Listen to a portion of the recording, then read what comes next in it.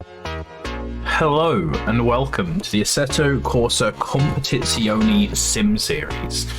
This is our gold split, the highest of the high for us, and we are racing at the French circuit of Paul Ricard. I'm Gareth Ronfer. Beside me today is Mihai. How are you? Hello. I'm quite excited for this race, I think, because it's going to be a very wet one. And the rest, I'm doing great. Got me a nice drink and looking forward to the race. Lovely. So, as we said, we are on Paul Ricard today, and as we have started doing, we still have the support races, not GT4 this week. We're going to be running the Lamborghini Super Trofeo, and that is going to be the first event that we have going. We've got a nice little field built up for that. We were worrying that we weren't going to have the whole field at first, but we've got a good run. And as always, exclamation mark timings. If you want to keep up with all of the action, we will be running the timings in the support race as well. Just going through some announcements and stuff. What's going to be happening? We have still running the Wednesday support races on SGP for everyone to join. So if you're on the official SGP Discord, there's a ton of races, not just from us, but from all sorts of different communities on there. We have the GT4 Hours of Alton coming up. We're going to have a load of people competing in there, and we'll hopefully have a stream as well for you. That's going to be good to see more GT4 action. The BTC Super Tour is obviously still going on, and I probably haven't added the thing for it, but next Tuesday we're going to be running some TCRs. We're going to be running Skoda TCRs in our weekly AC events. And on Thursdays, if you are part of the championship, just a reminder that David Jessett is back and he's doing his coaching again. A lot of people, big fans of that. They've got their little colour scheme that they run out in, and just help you get prepared for the week. Exclamation mark sign up if you want to join in with all of the good stuff. So we'll start off as we thank our boy Ollie Werner for the Prime. Thank you very much, my man. Talking about the circuit. Paul Ricard. What are your feelings on Paul Ricard, Mihai? A lot of people think this track is boring, and I kind of disagree, because as we watch Pavel completely bin it in the pits, I completely disagree that the track is boring, because given its nature of asphalt runoff everywhere, it produces very good racing. It's a relatively difficult track to master with all of those late apexes, which are also blind, and on top of all of that, it has some extremely tricky track limits. So we're going to be looking at drive-throughs, I'm quite sure. So yes, there'll definitely be a lot of people pushing it really hard, especially as we have a wet circuit for today for both of our races. The sport races run on the same settings as our main race. And I agree basically with what you've been saying. A lot of people obviously don't like hot lapping on Paul Ricard. The third sector is very tricky, very difficult to get right, and hard to be consistent on. And I think that really is one of the things a lot of people don't like about it. They've got that huge straight, which means that cars have to be set up for that. You really defines the whole of your setup, the straight, and is the main overtaking area. But it does produce great races, and hopefully we'll have a few great races today. We're going to be seeing a lot of mistakes in the heavy rain, especially in this race, because we are running the Super Trofeo. And if you don't know about the Super Trofeo, they are one make Lamborghini series, essentially Lamborghini Cups, like the Porsche Cup car. They do have ABS and traction control, but they are much simpler, less aerodynamic GT3-ish cars that have more power than GT3s. And so they're the embodiment of the word Italian stallion, I think. Yes. They're gonna be bucking a lot of our drivers off, basically. Big, powerful beasts that are going to roar down the straights, but are going to be tricky to control, especially in the third sector and the last couple corners of the first sector. I think are going to be real challenges for our drivers and are going to be great fun to see. Having a quick look at the entry list for today, we've got some good drivers in there. Obviously, Pavel Aronovich, a couple of the people we normally get into these races. Jan Tatas Bartkus, Luis Fernandez. We've got a few newer drivers as well. Obviously, this is an open series, so if you're in ACCSS at all, you can come and join us.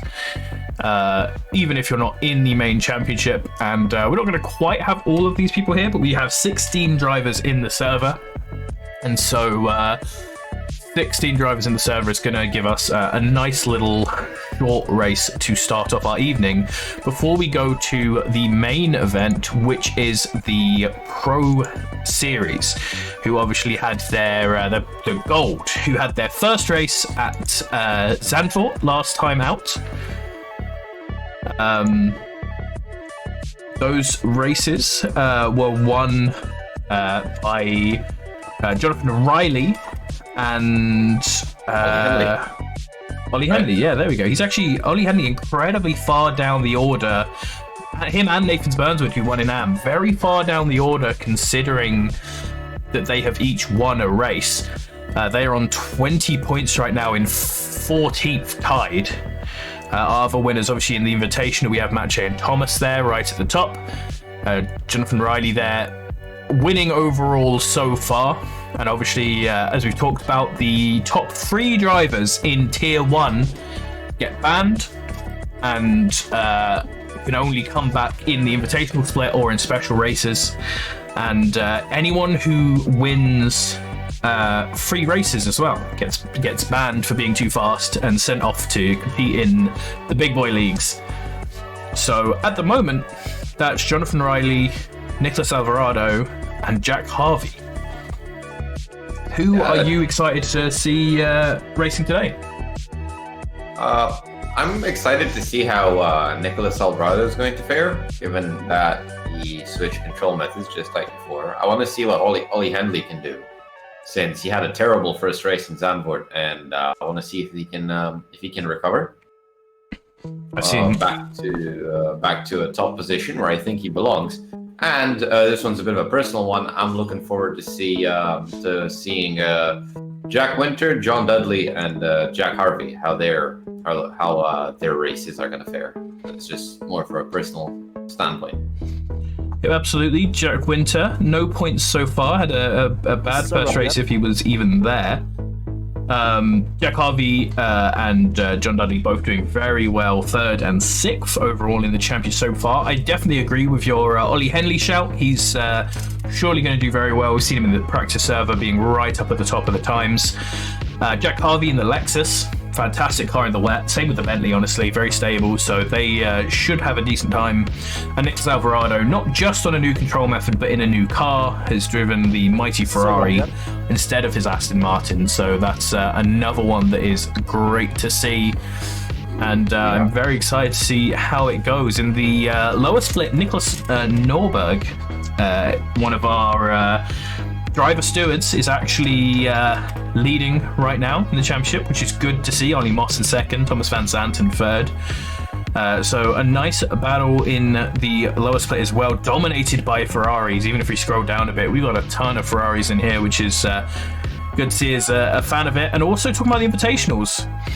Only a few invitationals, and I can't actually show them because there's so few of them. But there we go, you can see them all in that image. Shane Thomas in the McLaren, new car for him. And you have the BMWs for Ashley and Steve. They're obviously jumping in a new car. And Mache in his regular Lamborghini has been doing the best so far. However, the Lamborghini not good in the wet. The BMWs not great around Paul Ricard. They have a problem with their BWP. And because they always win Spa, I believe it is, and so then they get horribly BWP'd every year for Paul Ricard. So they're extra slow and don't really love the wet that much. Apparently, Ashley and Steve in practice server both been having a lot of trouble. So we're gonna have to see how they get on. So different from its GT4 counterpart. Yeah, very different. And It's going to be exciting to see how they do. We should have a pretty different grid to how we saw last time, I feel like. And it's going to be good fun. We had some great races in bronze and in silver. Silver a lot cleaner than bronze, as far as I've heard. How was your race in silver? I do not race in silver. I'm currently just commentating, so... Oh, okay. My race was good, so at least one of us is doing well in ACCSS so far. You did the support race, didn't you? Yeah, I did. I finished 5th. It was nice, but it just got too much real life stuff going on, so no racing for me for a while. Yeah, absolutely. It can definitely happen, and I was just gonna plug this. I will be in the GT4 Hours Volton, so if you want to punt me, join that. Oh yes, I will be there as well. So it's going to be good fun, and as we finish chatting about those, we can hop into the server just for the last few moments of qualifying, which was it was quite interesting. There are 35 seconds left in qualifying at the moment, and only 9 people have set a lap. Which, everyone's tried a little bit, it seems, but having a struggle getting out there and setting a valid lap time in the wet. Obviously, this is a much more casual event than the main series, so a lot less practice been done. A lot of these people driving in their own splits, and so have been practicing this track, but not necessarily this car. So it is Scott Walker right now who is leading in the number 27. By a whole second, so. Yeah, 2:12, so looking really good from him. But obviously these times, they're going to have to do these consistently in the race to do well. So going to have to see some people fighting back from the back as they haven't set laps. Although Pavel has just set a lap. I was going to make fun of him, but he's put himself up there in 7th. Connell Daly in 2nd, Martin Roundtree in 3rd. So they're going to be the start of our grid as we move into the race. Very wet and only going to get wetter, the same as in Pro Split. There's a tree in a wall. This race probably isn't long enough to get to a flooded track, but we will probably see or at least we very well may see flooded tracks in our Pro Split races. Most probably, and as you said, the race is short, 20 minutes, but in conditions like this, it can feel like an eternity to keep that car on the track.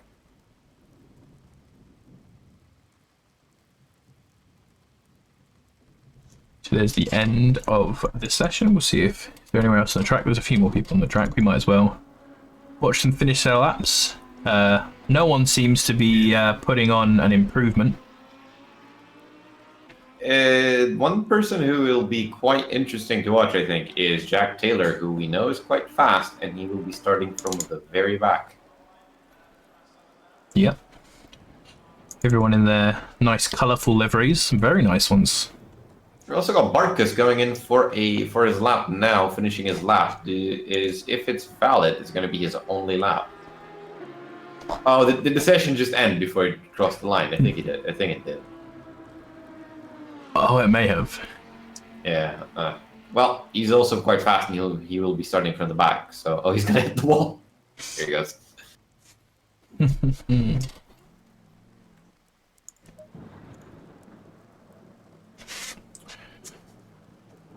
Absolutely. We'll put up the timetable there. Yeah, and by the looks of the chat, everybody is saying the same thing. Good luck, because we're gonna need it.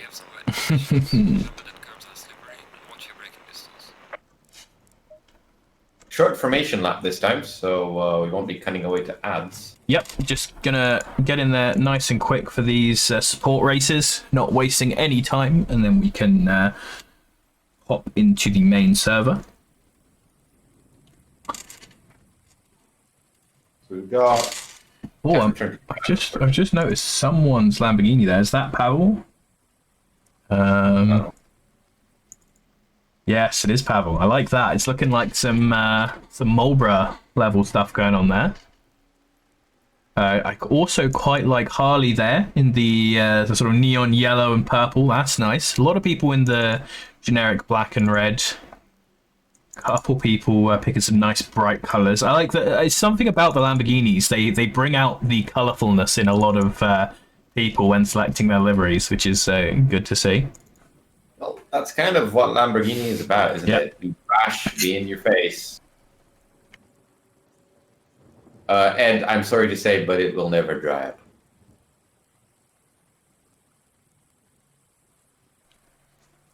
$3 years, yeah, man. So it is Scott Walker and Connell Daly on the front row, Martin Roundtree, Luis Fernandez on the second row behind there.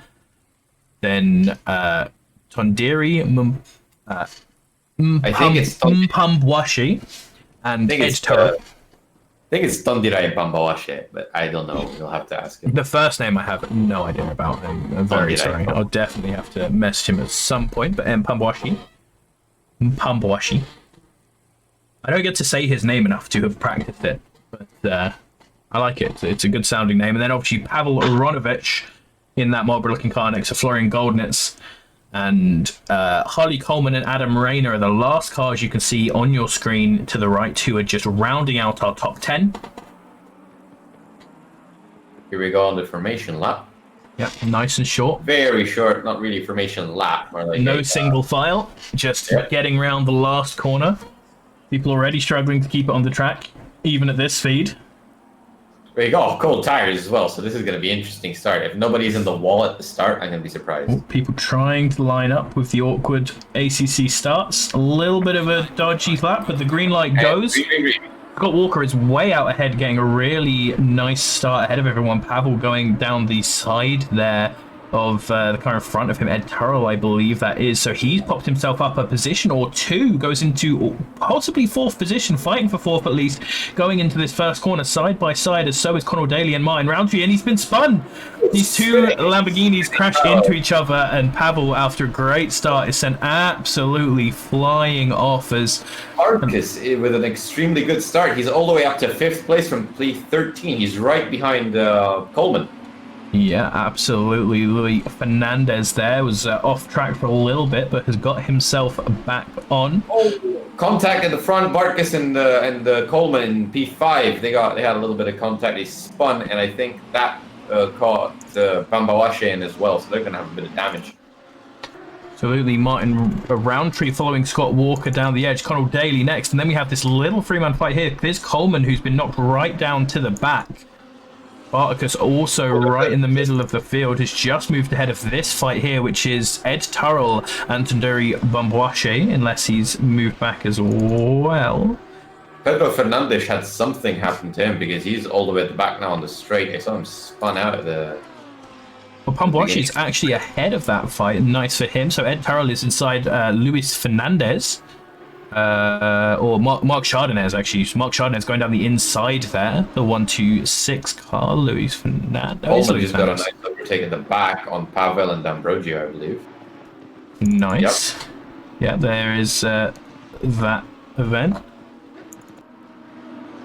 So Ed Turrell has stretched a nice little lead out in front of Chardonnay there, but Fernandez has got past him and is starting to pull away. As we get into the third sector, this is a point where Pavel is going to dive side by side here with the number 71 car of D'Ambrosio. Won't manage to get around there. That is a good place to do it, but in the wet, you're going to be really relying on the other person not getting as much drive down as you, as Scott Walker leads our field into the second lap. Barkus is still... Barkus managed to really capitalize on his start. He went from P13 to P4 and is currently reeling in Daly. And they're going to be fighting this lap. Get the neon bollard flying about, going through the first sector. The first sector, not a place where you're going to see any sort of action. This is really just a setup for the straight where people are going to be truly diving for it. I mean, Pavel just did a dive on D'Ambrosio in turn 1 and managed to make it stick. He's now ahead of D'Ambrosio by quite a bit. Actually managed to pull ahead quite a bit. Yep, and then Jack Taylor and Fernandez fighting behind.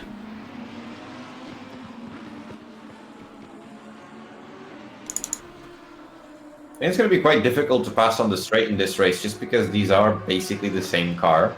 So it's going to be more about who makes a mistake than about how the cars are set up. They also just come out, though, that you are in the same car. You're in a car that has less aero, and so you can get a nice slipstream going. And also, as we see here, Barticus... going to do the he's getting nice and close, and he's throwing exactly the sort of slipstream I'm talking about. Also, the other thing I was trying to say before my brain sort of stopped there, the exit from the corner before the straights is big, especially in the wet, because it's not easy flat anymore, and so you will have to, especially in these cars, really go strongly through there with a lot of confidence. Yeah, Barticus all over Daly there in P4. Looking for that third position, the bottom spot on the podium. I think, but I'm not sure, I think he might want to set something up for turn 1, and if not, he's going to try again on the straight. He's staying close, so... Oh no, he's trying to in the final corner.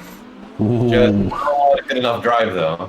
Yeah, a little bit deep there from Daly, and Barticus stuck his nose in. As you're saying, he's very close. It's hard to make a dive on such a short little straight, but he looks like he wants to go for it side by side with Daly into the first corner, and he's got a nice run. He has to go a little bit wide to give room on the first that corner there. Can't take the apex, and that does give Connell the place back. At the back in P12, and now P13. Coleman just got spun around by Pavel, I believe, and Chris McKenna was involved. They're both pretty much facing backwards now. I just saw that as I was switching through cars, as Daly and Barticus make their way through the second hairpin into the straight now. Barticus trying down the inside, but not making it stick. He's going to get a very good slipstream onto the straight if he can get a good drive out. Yeah, this should definitely be the moment, as we see how little visibility these guys have on the straights. Obviously, they're not quite... Oh, they both hit the puddle, I believe. They both hit a puddle and hit the wall. Oh my god. Oh, that was absolutely unexpected. Let's have a watch of that from the outside again as they're going side by side, heading up towards the straight here. They really just both do that. They're so close to each other. So here's Barticus following onto the straight right behind Connell Daly. Must have been a puddle there, I'm quite sure. And then they both just lose it in the exact same way. Hard into the wall, both of them with big damage on the front of those cars. Yeah, Barticus abandoning the race. That's one happy Bambawasha, though. That needs a clip right there. If anyone is watching, you can clip that, because that is madness. That is so funny. So Pavel, after that incident right at the beginning where he was a bit too aggro on the first lap, is coming back a little bit. He's up to 7th position right now, and as you said, Mihai, Mpabwashi is up to 3rd position. He is on the podium now as the 2 drivers in front of him threw themselves away. Big gaps now in the top 3, and a lot more of the field has sort of spaced out after pretty much everybody's had a moment. They're not even halfway through the race. Absolutely, really struggling these cars as people said they would. What happened to Connell Daly? He's like puttering about on the outside of the track. He's also dead last. Yeah, he's trying to bring that damage back from hitting the wall there. Obviously, Barticus just fully abandoned that, went straight to pit and has left. But Connell Daly just desperately trying to drag that car around to the pits and start going again. Jack Taylor and Dan Brogy were fighting on the main straight, on the start-finish straight. Textbook overtake there. Nice and easy for Jack Taylor. But as you said, Jack Taylor is a fast boy, and we're expecting him to go quite far, but he did seem to be held up a little bit. Now there's a long way to the next person he wants to overtake. Coleman making a move as well down the side onto Ambrosio. We've got a 3-way fight in P7, P8, and P9 with Shardnans, Rayner, and Fernandes. So as Coleman gets past, as his opponent goes wide, we get onto the straight where we have this battle being talked about by Mihai. Adam Rayner in the middle of those two. We'll see Pavel starting to close up on Goldenitz just ahead of them. These are battles I think we're going to be having closer to the end of the race, as people at the back are going to close in every time on the straight, just getting a little bit of a boost from that slipstream as Pavel goes wide and throws all of that advantage away. Yeah.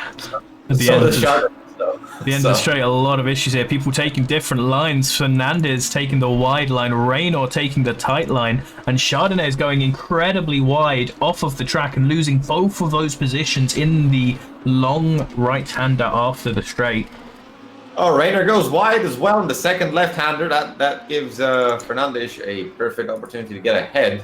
But Fernandez a little bit slow through there, doesn't manage it, so Adam Raynor just lets Fernandez past. He goes really wide. So that was a bit of an anticlimactic end to the battle, but Raynor can still claw this back. Yep, as you said, every time they get on that straight, the people behind are just going to be clawing a little bit of time back, which will be bringing them into contention every time. Quite a good example of just how tricky these conditions are in these cars.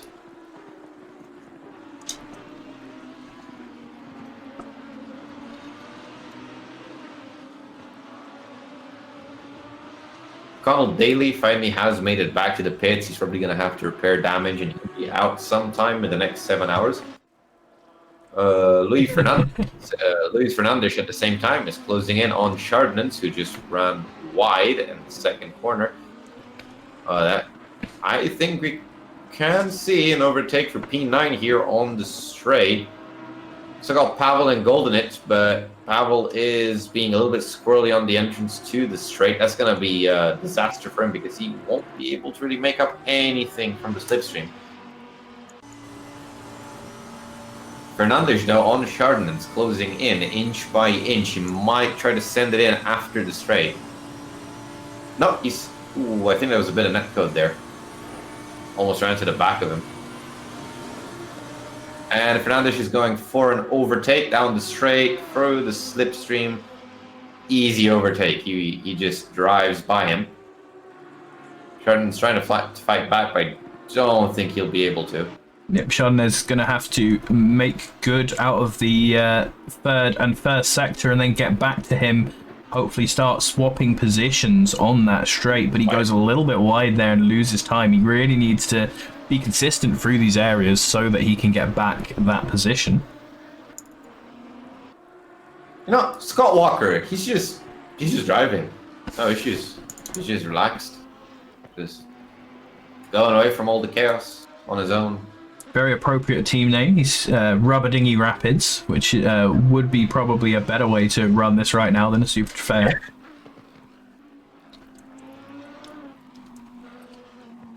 Chardonnay lost quite a bit of ground with Fernandez, so I think that's going to be it for their battle.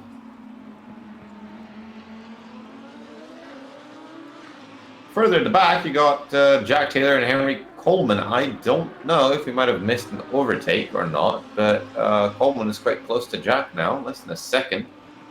If he can keep that gap down, he'll be able to close in on the straight.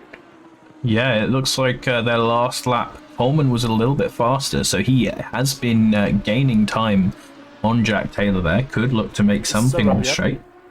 Gained a lot now. I think he can do something on the straight. Definitely just needs to watch out for those very slippery curves. Yeah, those two right-handers before the straight mean that you really cannot tell what's going to go down there until it actually happens, because it's very easy to go wide like we're just seeing Jack Taylor do, or to get too much on the power through this corner here, and in these really treacherous conditions it might not even be flat through that corner there, going quite wide there, and that's going to be a track warning for Jack Taylor. He needs to be careful with those as we look further up at the front. We have Fernandez is going to overtake Raynor here down the straight. Yeah, going to have to be quite a brave overtake as they're getting quite close to that corner. He's going to have to do it in the braking zone. Getting quite close to the inside. On brakes, over the curb, very slippery curb, but manages to keep it on the track, and that's an overtake done. Quite a textbook one. Jack Taylor is just holding on ahead but Coleman is really close to him. Oh. Taylor runs wide. Coleman's going to try to keep the inside, but very difficult because that apex just comes at you. There's no place to go, so he has to slow down, let Taylor go by. Getting on the inside there isn't necessarily a good overtaking move as much as it might look like it, because you have to slow down so much more to be able to take that next corner, whereas running wide, you can take the higher speed through that line. Yep, you square off the corner and manage to accelerate a lot more.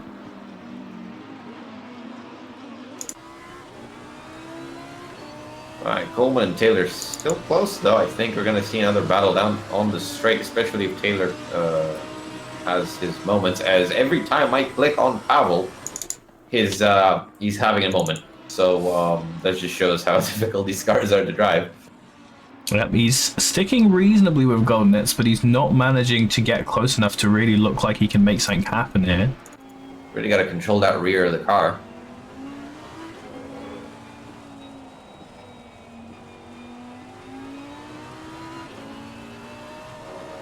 A little bit of a slip there down over the curb. That's probably going to affect his speed down the straight a little bit, but not too much as he's reeling Goldenets in. I don't think it'll be enough for an overtake though, so he's going to need to try to do it in a third sector, I think. Yeah, he's going to bring in some time, but possibly not enough. This is basically the sort of distance he's managed to get to each time on the straight and never quite been able to get any further. Gonna have to send it. He's got, what, 2 laps left? Not 3 laps left, so not quite over yet. But much closer here is this little gaggle going on. Jack Taylor in the middle. Jack Taylor and Coleman both coming up behind Chardonnay here. Trenton's might have some damage. He's really losing time on the straight. Well, he's definitely got lag. Yeah, and he is now in the middle of the other two. Jack Taylor managed to get around him. This is giving Jack Taylor a good bit of breathing room, but he throws away a lot of that with a big slide into the big right-hander. Pavel managing to stick close to Goldenets this time going into the final corner. They're back to back. Well, front to back, I guess. Is he gonna try an overtake for P5 here on the start-finish straight? Doesn't get a good drive out the corner, so I think he's going to be doomed to eat some Goldenets spray for a while. Yep. Henry Coleman still not got around Chardonnay there. Actually gives him a little pump as he's trying to get out of the straight. Hopefully he can come past here, but that little tap has probably ruined his momentum. He's actually gaining so much, though. You must be right. Chardonnay must have some big damage because he shouldn't lose that much onto the car. But even still, Harley is going to be behind and still have to get past, which means that Jack Taylor is getting a huge amount of advantage pulling ahead here. Something happens in Goldenets. He's down to P7 and Pavel's down to P5, so he definitely missed a bit of a... Yeah, there we go. We're watching the replay now. He just lost it. Coming around the second corner, the right-hander right by the start of the lap, he just got the back out there and couldn't catch it. So that Coleman get the move on Chardonnay. So yeah, he must have damage. It was a very easy move. Sorry about cutting you off there. No worries. Coleman Just now off the straight, and we can see in front of them Jack Taylor going for another move, this time on Adam Rayner. Yep, down the straight. Best overtaking opportunity on the track. Say that as Pavel was doing to Goldenets, Fernandez is now doing to Pavel. He's slowly reeling him in every straight. We've got, we got 2 laps left as Scott Walker just crosses the finish line now. So I think Pavel's going to have to defend in that final lap. They say that Walker's actually coming up to lap McKenna, so that's the first car being lapped. McKenna has not had a good race this time. We've seen him spinning on the map a few times, just struggling to control this beast of a car. So, Arnoich in the pits? Did he get a drive-through, or did something happen? Either way, Pavel is now in the pits and actually stopping in the pits. I think he underfueled.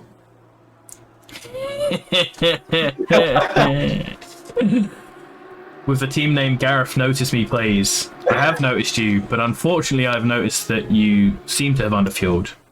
I like the livery though, Pavel. If you rewatch this, shout out to the Marlboro looking Lambo.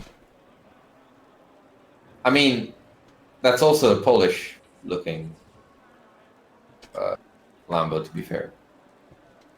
We'll have to ask him which one he meant. It's the way the livery is with the V's around the eyes makes it look a bit like it. He's hopped off the spokes there and he is back out, so I think you're right. I think he underfueled this horribly.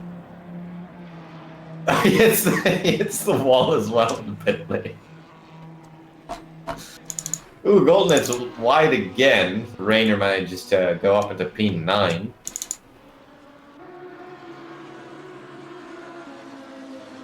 Goldenet's all the way back down to P10 now.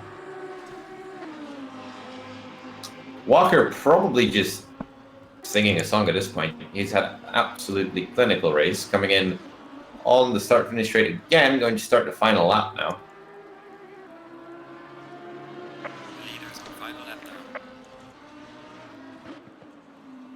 Rainer catching up to Chardonnans. We're going to see if that damaged Lamborghini, at least I still think it's damaged. He might just have a lot more wing. Who knows? If he's going to be able to keep Rainer behind. Oh, and in the background we see Golden spinning again. It looks like he might have hit the wall on that one as well. Chardonnay goes really wide into here, so that's going to give Rainer the chance to catch up a lot, but not actually taking that corner too well. We also have at the front, Fernandez is starting to catch up onto Ed Tyrrell. Oh, Rainer. Oh, he goes wide a bit. That's got to be a track warning.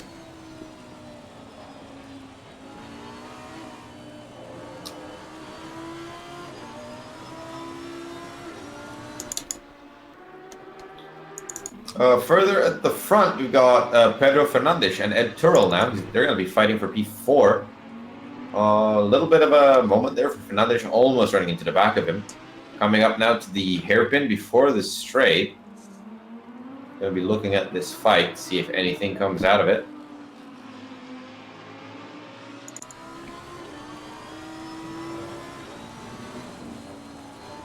Oh, that looked like it was a really nice entrance to the straight there by Fernandez, and he is already pulling past Terrell, who was a lot slower.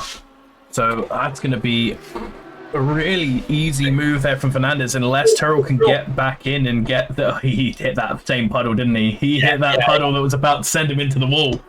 He hit the Bartkus puddle. Yeah, that was not nice. You do not want to go in there. Daly and Bartkus showed us that before. That's going to ruin any chance of him coming back on this straight as he sits in behind Fernandez for him to come round towards the end. Scott Walker now taking the last corner in the car 27. Good old Ferrari number. And he's going to win our second gold split support race in the Super Trofeos. Nice jump to Walker with Rowan Tree coming in second and Bamba Washe in third.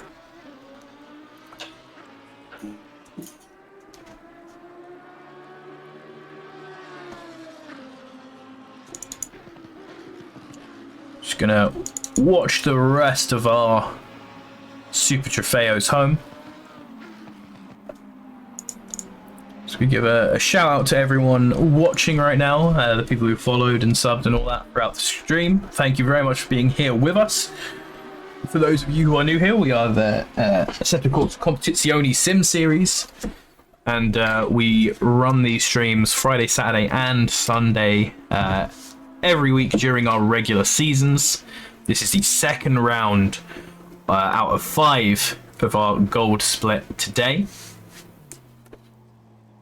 Yeah, that was an interesting race there for an interesting lap there for Jack Taylor. He had about 2 or 3 moments, giving 7 positions back to Coleman. So Rob, yeah. So we are going to hop to a little break And then we are going to come back for the start of qualifying for our main GT3 race, which will also be at the wet in Paul Ricard. We'll see you then. Bring the smell of rain into my bed and lie so close to me. You could be inside my head. Maybe it's a once in a lifetime kind of thing to feel the kind of magic that your love brings.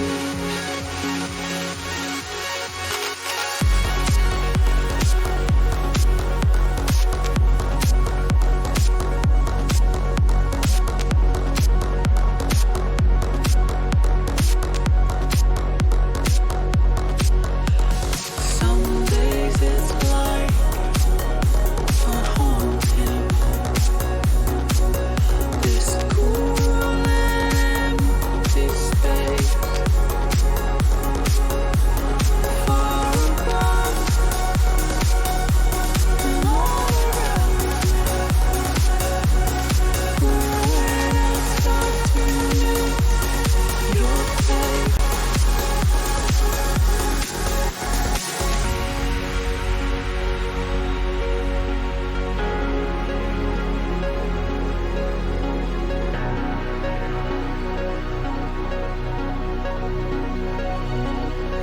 You live in me,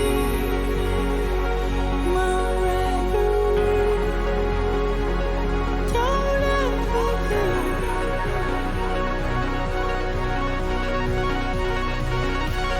You live in me, my reverie. Don't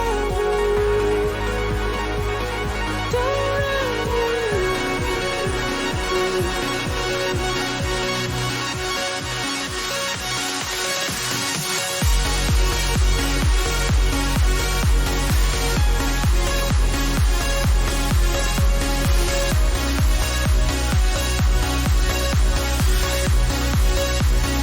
leave. You live in me, my reverie. Don't ever leave. You live in me, my reverie. Don't ever leave. You live in me, my reverie. Don't ever leave.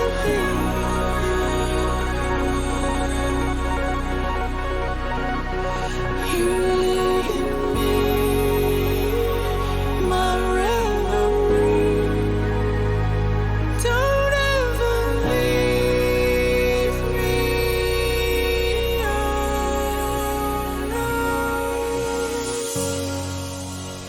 Oh,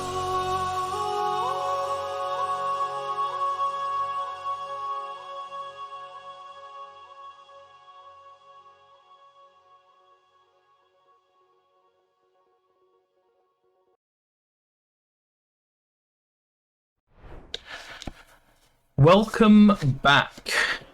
Here is the timetable for the practice server for our GT3 splits. Good evening, everyone. Good evening, Robert Brenning. Good to see you. Good to see everyone here who's come to join us for the second round of our Gold Split series at a very wet Paul Ricard. We just had a nice little Super Trofeo race, Mihai. How'd you feel about that one? A lot of battles in that race. A lot of people seemed to have had a lot of fun, and definitely proved how difficult that Super Trofeo car is in wet.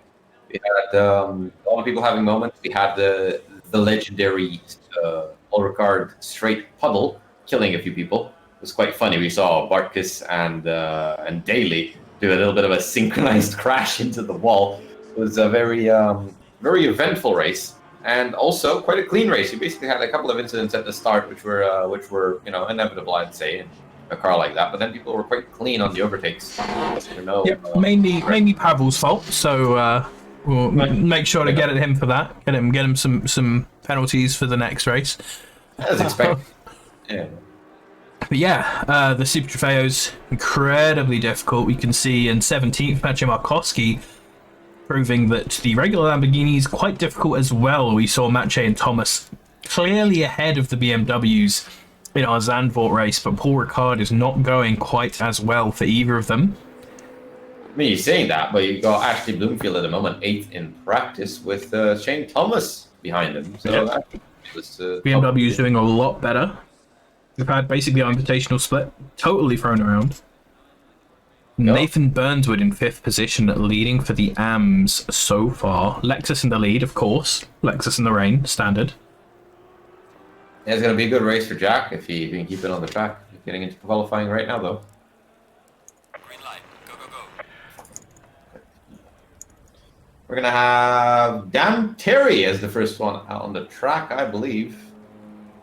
As a reminder, our qualifying is split into 2 groups, with the second tier, the AMs, having the first 15 minutes, and then the pros being the group coming out in the last 15 minutes. It's always Dan Terry. He's always there, getting into the server first, ready to go. I've only seen him once not get out first, and that's when he literally spun in the Shane Thomas Invitational and hit the wall at Suzuka. So I can't find. Oh, there he is. All right. Yeah, just coming around the end of the lap now as we speak. Bentley behind him, not managing to make the. In fact, I really like the Set 1 cameras. These cameras that we're looking at right now at Paul Ricard, but they trigger me because when you get on the straight here, it's really nice long shots, and when you have the whole field like all rammed together, these long shots look incredible. The only problem being, as they like soar off to the left-hand side of the straight, on like these shots right here, he's just hidden behind the UI. Yeah, he's hidden behind it. Just fully hidden behind the timing tower. So you have to be blank like this to really get the good look at it. But it's very pretty when you have just a line of cars rolling down there as Dan Terry coming into the 3rd sector. I will, of course, be taking you on a lap of Paul Ricard with Dan Terry, as we always do in the ACCSS liveried Aston Martin.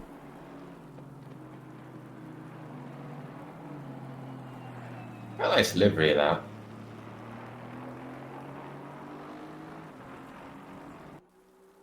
I always want to give credit to the guy who made them, but I cannot remember. It's so long ago that we had any of these liveries made.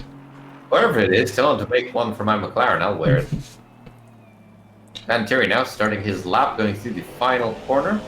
Yep, here we go. We can sit on board and watch his inputs as he goes around. The first straight at Paul Ricard, obviously quite short comparatively. Got to stay out a little bit wide. Being pretty aggro there on the turn into the pit lane. Don't want to see him getting a penalty for that, because you can get penalties for cutting across that pit lane too soon when you're driving out into the left-right of the first couple of corners.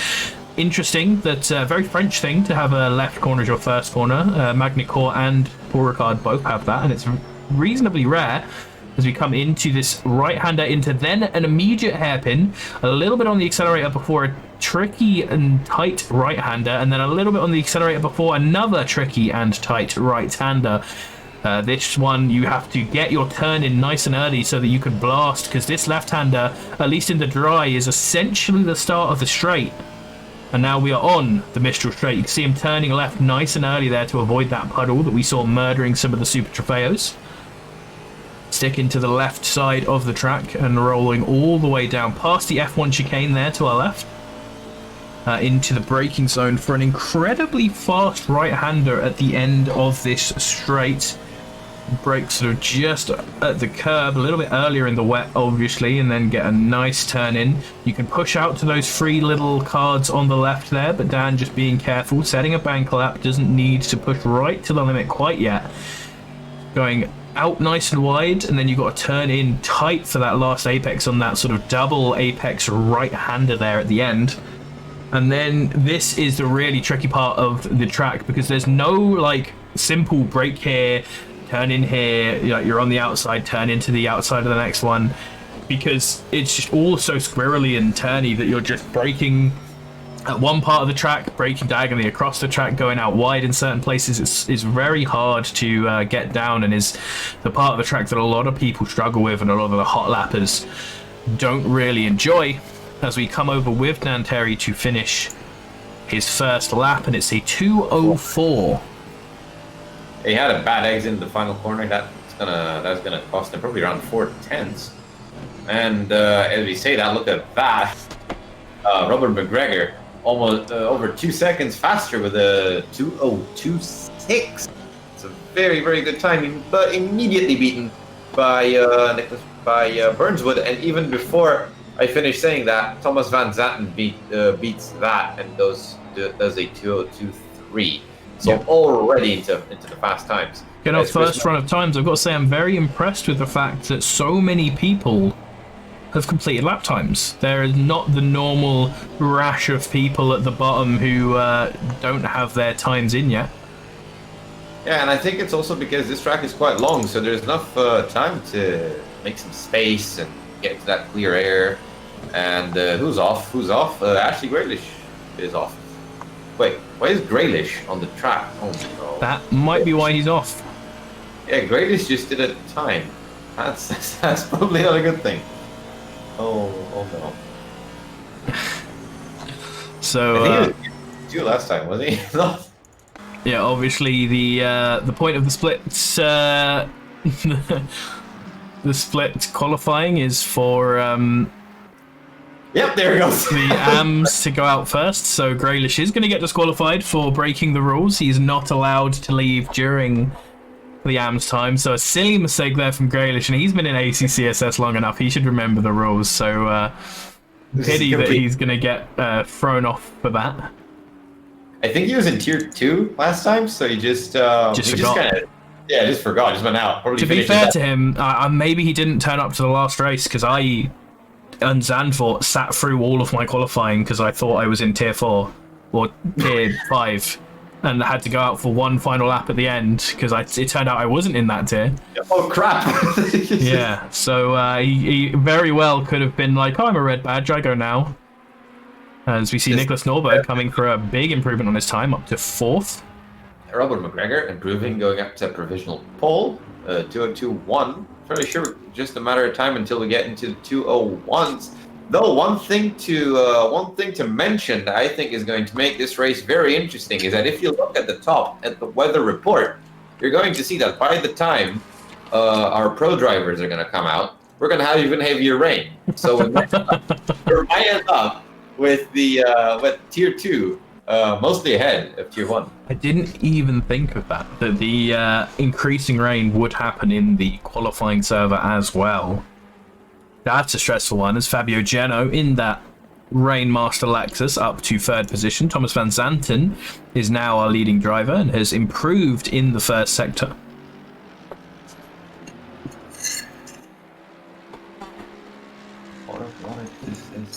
I wouldn't think the Mercedes is a good car in the wet, but he seems to be doing alright. It's not known as a good one, but it's probably just Thomas being good with the car. Bentleys and Lexi. Lexi is what we go with. It is incorrect, just to point out for anyone in the chat who is, it's not correct. The correct plural is Lexus, but Lexi is what we go with because it sounds clearly better. Lexi are meant to be very good in the rain, but Fabio Geno's not getting up to those pole times. So it he's isn't just 3rd place at least, and as you said, could be not quite as apt in these conditions as Van Zanten. We also have a couple of drivers not to have set times yet. You can see down the bottom, Fabien Piognet, Chris Meadows, and Tom Tweedy still needing to set times out of the red drivers. I was going to say, Chris Meadows is not having the best quali session. Every time I clicked on him, he was off the track, so he's struggling with that car in the wet. And I have a feeling, because I'm gonna say this, and this was corroborated with Mathieu when he was doing his setups as well, just a little while ago, is that if he's using the default wet setup, on that McLaren, he's going to be surprised because though that setup is completely broken, it's got the camber all wrong, and he's going to be sliding all over the place. So here's Fabian Puignet coming for an incredibly slow lap, but it is a lap. He has now set a lap. Yeah. So just Tom Tweedy left, who is still in the pits, and Chris Meadows, who has started his lap. He had made a track cut last time, so is not going to get to go through with it. And you can see how slow he's taking the first sector. He's also just doing the smart thing and trying to just get a lap out of the way as soon as possible so that he can then try and improve on that afterwards. The old banker lap philosophy. You want to do a lap that you just finish and then try to improve upon it so that anything goes wrong, you're not starting plumb last. Burnswood, he was up 7/10 and he lost almost all of it on that last hairpin as I jumped to him with a very nice livery though. Love the matte black booty. Matte black booty, good on a livery, and it's a nice colour green. Sort of going with the Aston Martin F1 green a little bit. Still putting him up to third place, and he does have 2 more laps, I think, to improve upon. Well, 3 if he's fast, but... Yeah, Nathan Burnswood leading AM so far, so going to want to make some nice runs this time. We'll see where some other drivers are who are improving on their time. Fabian Puignet, we saw taking that slower first lap to get ready. It's coming through. Coming through to finish his lap with a good improvement if he can keep it.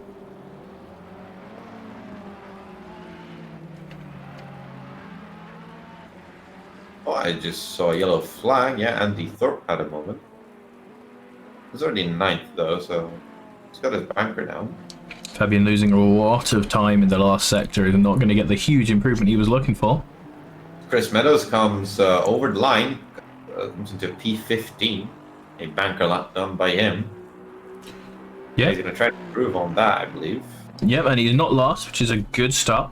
Fabian improving on his bank lap that we saw him set, so he can follow it on as Dan Terry starts his next lap. Ollie Moss going through the last sector is over a second up if he can keep this in the Ronaldo Racing Ferrari.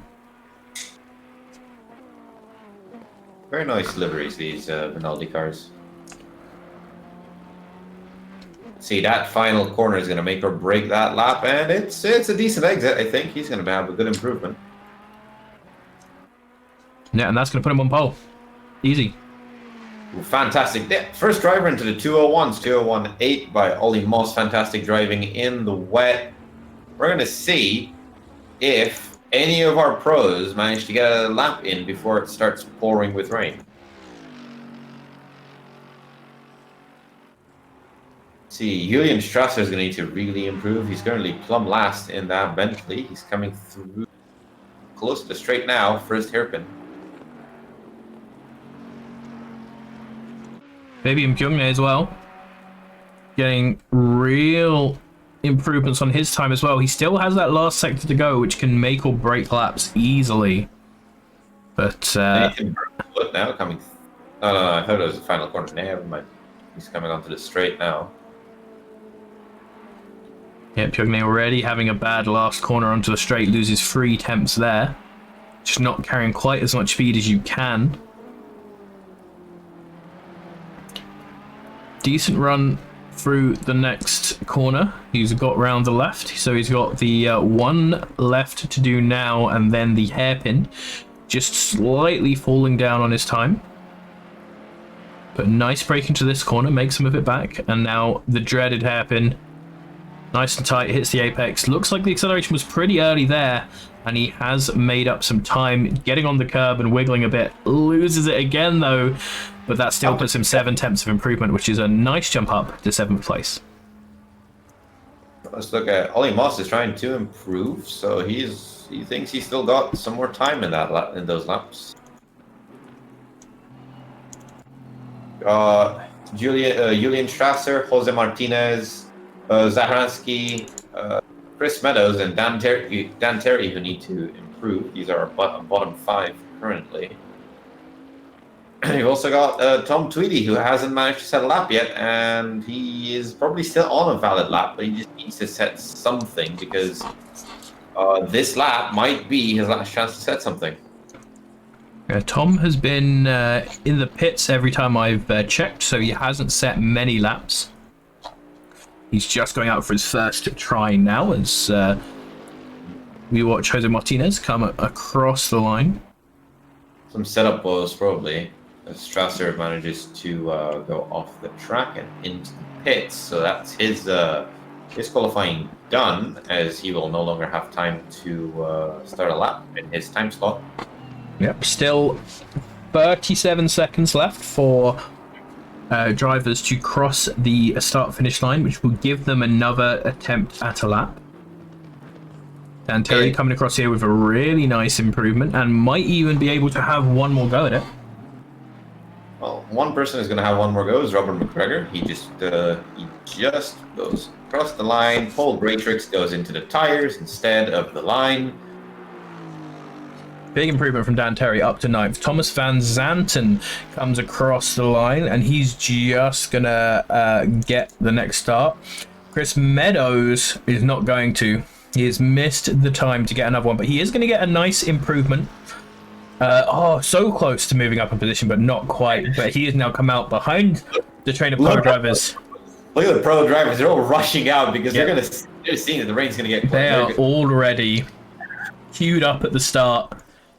And that is the end for some of our amateurs. So we'll have a look at the rest of our amateurs. Finishing the next one to finish his lap is Nathan Burnswood, who right now is 3 temps up. We'll go to the basic HUD so you can track these times live yourself in the top left. Yeah, fantastic laps by Ollie Moss as well. He did actually improve. He went to 2:01.7, so he's gonna start pretty far up ahead. Burnswood losing a lot of his time there, but a really nice run through the last corner. That is absolutely smooth. Coming across the line is going to make a slight improvement.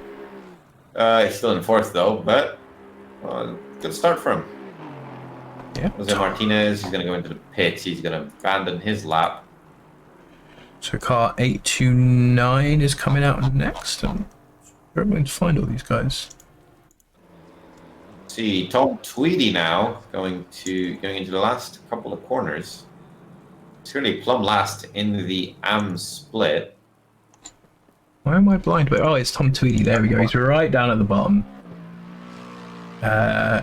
He's coming in with an improvement to his time, which will pop him above Julian Strasser, Kaiser Ansky, and Jose Martinez into 16th. Next, McGregor here finishing his lap. He does seem to. Oh no, he decides to back out the lap.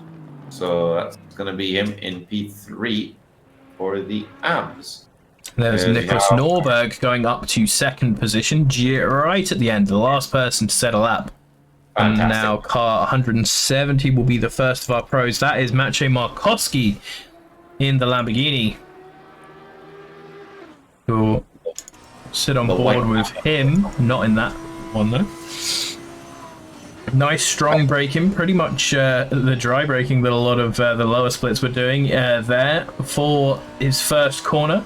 Nice and wide out onto the second part. Again, he won't be pushing absolutely full on here because he'll want to get a bank lap in, but definitely be trying to get a nice good lap anyway across the curb. Not going too close to the curb there, but getting a nice run in. Bit of acceleration, but off of it quickly to get the turn in to not go onto the curb through there. Going quite wide there, but turning in to catch the right-hand apex there, onto the left, nice early turn in. Had to lift off a little bit there by the sounds of things, but gets onto the straight nice and quick into the middle of the track early, like we saw with Dan Terry to avoid that puddle. And now the straight line Lamborghini power is going to pull him quite nicely up to the last corner, where he's going to have to make sure to hold quite a squirrely car under a lot of forces. Gets on the brake really nice and late there. We saw how early Dan Terry was braking. Comparing that to how Maciej's braking, it's basically the dry braking there. Nice and wide here, which means you can carry a lot of speed. Keep carrying the speed until you have to turn in for this apex. Probably turned in a little bit early there, but it's really hard to judge when you're in the car. Out to the right side to get yourself a nice line through this corner. Slow down, sort of awkward to pick your braking points for that really. but he gets back on the power on the right-hand side of that corner, which means he carried a lot of that speed through. Then braking sort of just past where the curb goes blue on your right-hand side, but trying to keep as much speed up as possible because it's a long corner before you get the braking for the last hairpin, and he went wide there. So that was quite a slow hairpin. Lots of times to to improve. Yeah, Markowski just barely 10th that with Nicolas Alvarado going up all the way to second and with a bad exit from the final corner. So he's one to look out for. Ashley Bloomfield being currently the top of our invitational split at in P8. Jack Winter doing a decent effort in P11. And we have our new pole sitter in Jonathan Riley to a 1-4 in the AMG. So there you go. It's not that bad in the rain. Yeah, a lot of people doing well with it. Good to see. Jack Harvey in P5 in the Lexus. Pretty low down if you're considering it's a Lexus, but it is just a banker lap, so we'll see.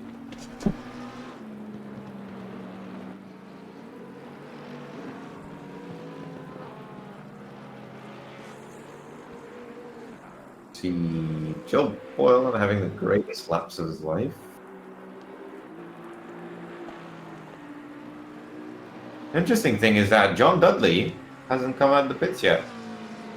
Just sitting there. Oh, now I think he's going to come out. I think he's having some issues. Yep. We're watching Jack Winter right now in his orange McLaren roaring down the straights. He is on a pretty decent improval of his lap time. Couple of people improving, but not a huge amount, which speaks to me that they haven't quite got their tires up to scratch quite yet.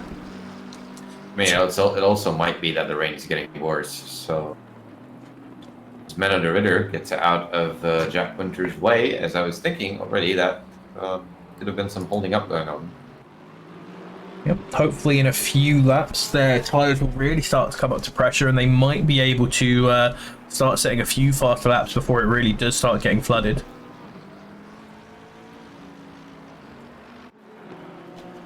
Harvey now coming through the final corner in that Lexus. I don't know if he has an improvement, but we'll see. He does not. A lot of the improvements being lost in the final sector. Jack Winter is going to improve, however. Up 7 tenths, which when you're this close to the top is going to be a big jump up to third position. Ollie Henley also on an improvement in the digital pink ACCSimSeries Bentley. Yep, he did change his livery. He did have a full blue livery, I believe, last time. Ollie Henley going up to P8, kind of struggling a little bit in the rain.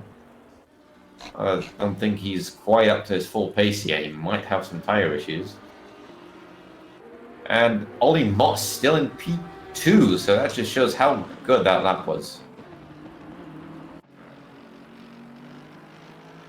Stiggs here, one of our America's drivers, coming around the last sector with almost a second of improvement at this time. So if he keeps it almost a second, it's going to put him pretty much midfield around P17.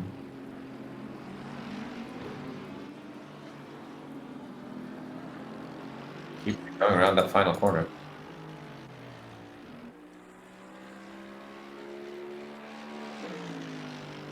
John Dudley finally out of the pits. P20 for Max Stiggs. You watch Joseph Cocking in the Lamborghini, up half a second.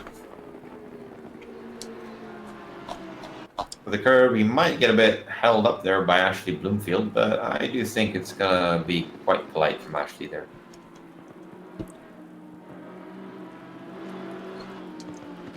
Ooh, just going in front of him.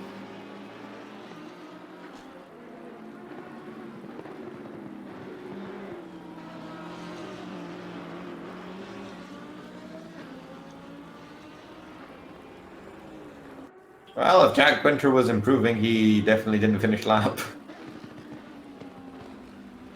Ooh, Jonathan Riley is having some connection issues. He might not be able to, if he knows he's not able to fix them before the race, that he might be in a bit of trouble. Joseph Cocking coming up with a second improvement on his time, which is going to jump him up to 17th position. The other Lamborghini now driven by Maciej Markowski coming around to the end with a 3 tenths up so far, just behind the Jensen Button McLaren, which I believe is driven by Shane Thomas. Shane Thomas, isn't it? I feel like it is.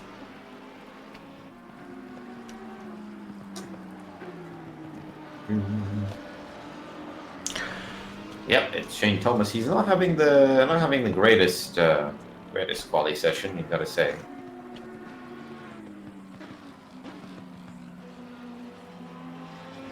Jamakowski's done a really good run in that last sector. He can line up the next hairpin, which looks like he did quite well. Yeah, he's going to be a big improvement here. Up to 12th position. 12th position. Not bad, not bad. Just ahead of Sam Teague in his pink Aston Martin, who's doing very well as well. I think, yeah, we were having... Our invitational split is quite struggling. None of them is in the... Well, Shane Thomas, actually, just barely in the top 10. Yep, none of them running cars that go great at the rain. And as I said, the BMW's heavily nerfed at this track, so... Wouldn't be expecting them to get too high, but they're going to be have hopefully a good time fighting in the midfield. Jack Winter's having a very good qualifying in that McLaren, though. P4 in the car that isn't actually that great in the wet, at least not compared to the Bentley and to the Ferrari. Oh yeah, Riley's getting quite a bit of lag. Nicholas Alvarado coming here in the 93 Sky liveried Aston Martin.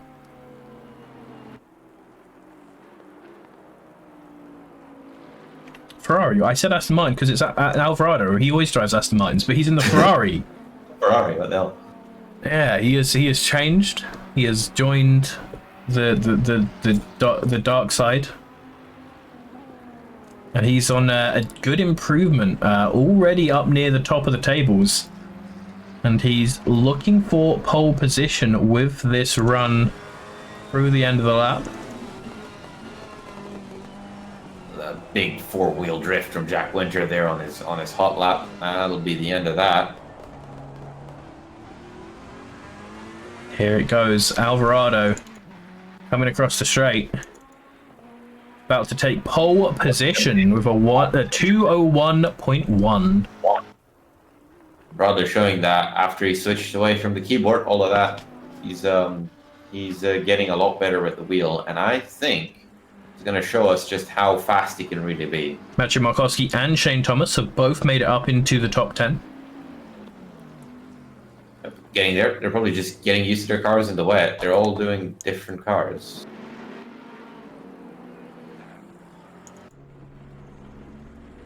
We're having quite a few drivers lagging though. You see, Jonathan Riley is quite laggy. Justin Clark, another one who's struggling despite being in a car which is said to be good in the wet. Do you believe that the Lexus did get a little bit nerfed in the wet in this BOP compared to 2019? Compared to 2019, yeah. Sure, it definitely did. Up to 30th position there from Justin Clark, so a nice lap time, put him up out of his struggles there, and as you see by him pulling across, we are getting to the point where a lot of people are going to be trying to set their last laps now. Only Henley is now to 3rd place, so he's managed to actually pull up together. He's going to be on starting close to the front of the grid. Another flying lap now for him, but he's going to be held up a bit in traffic.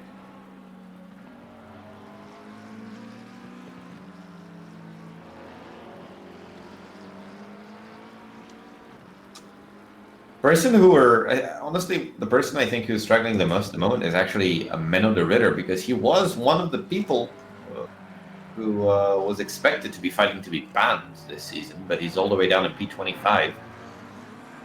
Also, another thing to say is that outside of the gap from P1, a lot of this qualifying is quite close. There are very many differences of less than 1/10 between drivers. Shane Thomas, as we just saw, up to 4th position. Jonathan Riley in 2nd position is also up on his time, looking to take back that 1st position from Alvarado.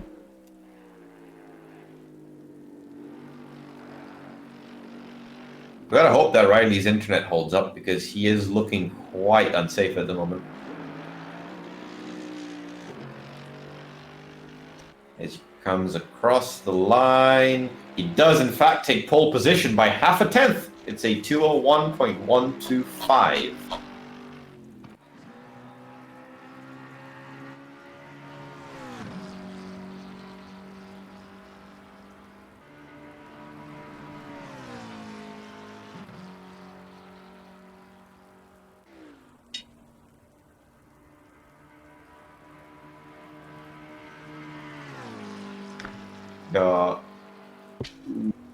We got Jack Winter having a bit of a moment there on his final lap. Now, as everybody's going to cross the line now, this is the end of qualifying. Yep. Jack Winter just getting across the line. Very slight improvement if there was one. So Jack Harvey and Jack Winter, the first two to cross the line with a checkered flag. P6 and P10 respectively. Doherty coming across the line now. It does not seem to be a valid lap, so he is going to go into the pits.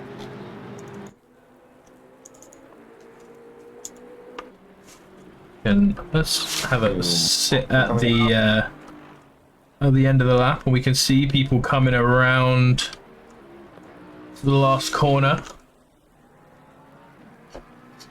Benjamin Oriot now. And the McLarens are doing quite well in this race. Hurry up to 6th, just jumped Jack Winter there on his last lap. By very little, but just a few hundredths of a second as well.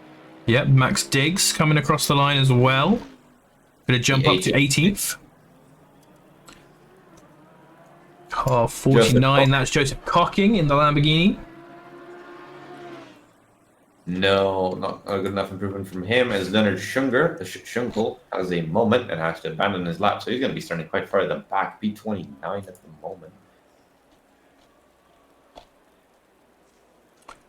We've also got Nicolas Alvarado, who's managed to end his lap, so he's not going to improve. He's going to be P2 most probably. Sam Teague is on a slight improvement here. Menodreda behind him, not improving right now. Next car is the 170 of Maciej Markowski. Going through the last corner really wide there, not on an improved time either. Yep, and actually Bloomfield wins his lap, yep. So that's the end of qualifying.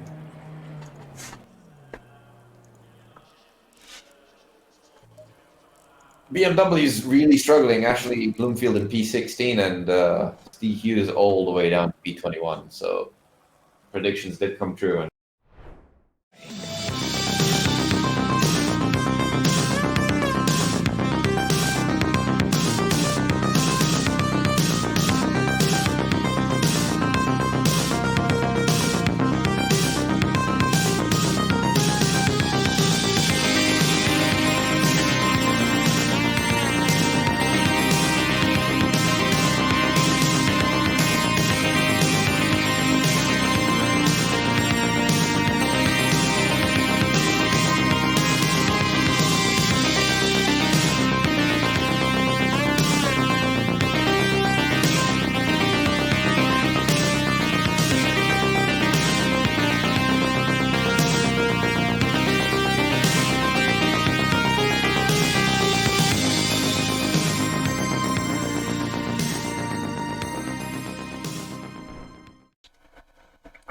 so we are back in the game, looking at our grid.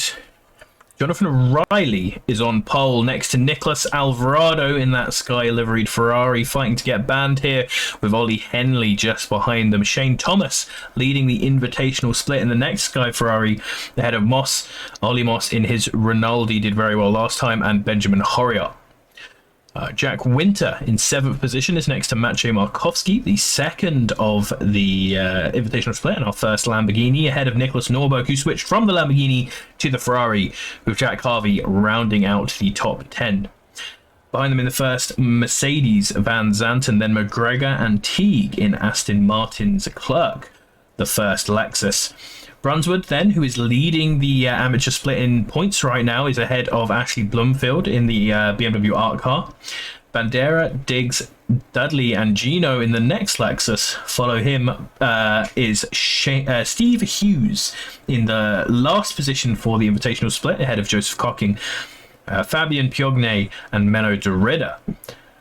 Boyle, McDonnell, and Szymanski in the first non-invitational BMW is in front of Dan Terry in the ACCSS Aston Martin. Leonard Schungel, another long-time member of ACCSS, in the Porsche just behind him, with Joseph Thorpe. Hawkins and Greatix behind them. Victor Janber in the, I believe, the only Audi we have in this split, ahead of Doherty, Krampf, Meadows, Tom Tweedy, Zoransky, Martinez, Strasser, and Graylish, who was disqualified for driving in the wrong part of qualifying.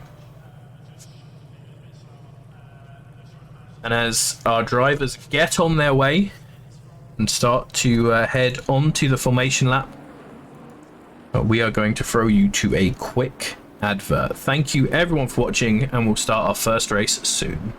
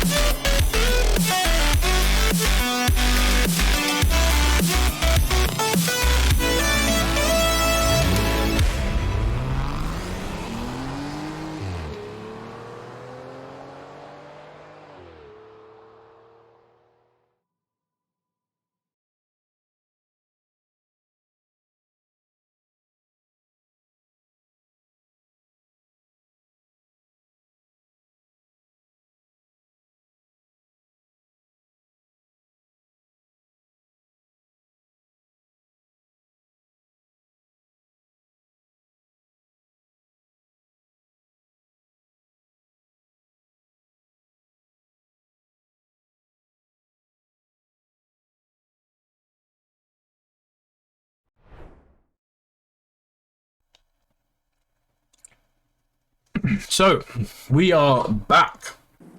We are coming up to the end of our formation lap as our drivers get 2 by 2 in the last sector of Paul Ricard.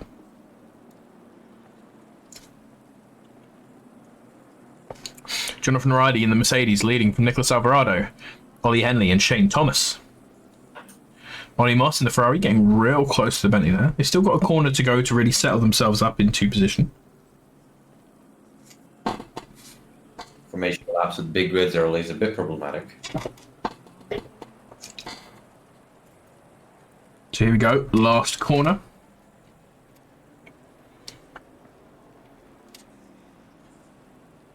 Very quiet from our helicopter camera. Alright. See, we're about to go green.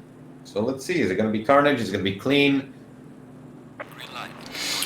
Green light goes. Jonathan Riley in front. Benjamin Horiot actually trying to make a move rather than Ollie Moss. He wasn't looking as aggressive, but looking to the outside. Not going to get anything done for him. Bentley on the inside there. Gets through safely. A lot of the field coming through. First corner so far is going okay. There's a black Ferrari spun close to the back. Around P27's area. Oh yeah, that was a bit of a crash. Let's see, the rest of the midfield is fine. Yeah, it was Fabian Poigny. He got spun around as there's more carnage in turn 2. Joseph Cocking getting spun around in P13. Oh god, there's so many changes. I can't even see the grid anymore. There's another car spun around. There's a Lexus spun around. Now I know who that is. Oh, and there's another Lexus spinning as we get a tap from an Ashley Grealish there, hitting a McLaren. So most people made it through turn 1 alive, but then they're gonna throw themselves off the track slightly further into it. Where's Riley? Oh no, he's Jonathan Riley is leading. There's a lot of complaints about Jonathan Riley lagging, though, so yeah. I think we might see a disqualification. It is possible if the stewards do not believe he is safe to drive, that it would be Nicholas Alvarado leading, who is in second position instead of Ollie Henley. Shane Thomas has made kept his way into fourth place even. Ollie Moss in fifth. Their top 8 actually still in the positions they started in. Jack Harvey having made it up 1 position, and Robert McGregor making up 2, with Nicholas Norberg and Thomas van Zanten falling down the order. Top 10 very close. We're going to see some overtaking definitely on the next lap on the straight, or even in the corners, as we hear a lot of cars breaking through some puddles there into the entrance to the final corners. They're looking around the outside of Dan Terry there in the midfield. Not going to stick. Everybody's going into the final corner. Pretty quite clean, but the field is still bunched up, so we might still see a couple of contacts. Yeah. Chris Meadows managed to survive the first lap chaos. Is up 2 positions so far and is just overtaking the Bentley here of Szymanski. Szymanski actually about to lose another position to another McLaren as Vad goes with his word and celebrates Chris having not done that. I really need to write a note to Dan Terry to change the sound of gifted sub, because he clearly forgot to do that. Side by side here with the BMW still is Chris Meadows. Into the upper end of the field, we've got Benjamin Horiot and Ollie Moss on the straight, with Jack Winter right behind them. This is going to be a 3 wide for P5 down the straight. Jack Winter on the inside of Ollie Moss and Benjamin Horiot on the outside of Ollie Moss. Those McLarens hauling it on the straight. Winter and Horiot now side by side, leaving Moss in the dust. Horiot is going to come out on top with Winter right behind him, but Horiot is running wide, letting Winter go down the inside, but he's going to pull out of that overtake, stay safe. Yeah, he's going to be pull in right behind Horiot. Still Mache and Harvey are side by side just behind them. Mache still keeping it in there, not looking to let anything happen. And the Astons of McGregor and Sam catching up as Mache spins wide. Mache got spun by Harvey. There was contact there, and Harvey stopped on the track. So I think he's waiting for Mache. Yep. Yeah, that's a lot of positions lost by Harvey there. Yep, still going to get a penalty for that. We're not running the... I think, and I just looked back at my stream and saw the reply of that, or the replay slightly. Jack Harvey spun under acceleration after letting Mache pass and is now in the pits. Oh, wow. Okay, so that's his race then. He's probably got really angry at that. We've got Ollie Henley on the back of Alvarado for second place, with Jonathan Riley lagging his way in first place, pulling a nice gap. We've got Jack Winter on Ollie Moss now, so Moss managed to make some time up. And Oria is gapping both of them as Moss goes down the inside and manages to take that position from Jack Winter. Winter, though, going for the switch back on the hairpin, but Sam Teague now on his inside. It was very close to a contact. Pink Aston proving to be very good in the rain. Teague now is going to do some slipstreaming behind Winter.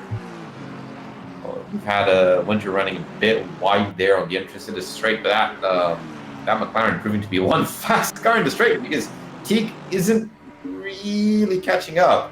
Yeah, immediately he goes out the slipstream and stops catching up. Yeah, Aston Martin is good at these late stages, but so is the Ferrari and McLaren. Behind we can see a little gaggle as well. Nicholas Norberg just leading this into the braking zone with McGregor, Clark and Bloomfield behind him, but he goes incredibly wide. That could be a track cut there coming out from Norberg is going to make him have to be a bit more careful. Very likely to see a few track cuts here as Thomas Van Zanten dives down the inside of Nathan Burnswood. Nathan Burnswood coming back at him into the next part of the third sector is side by side.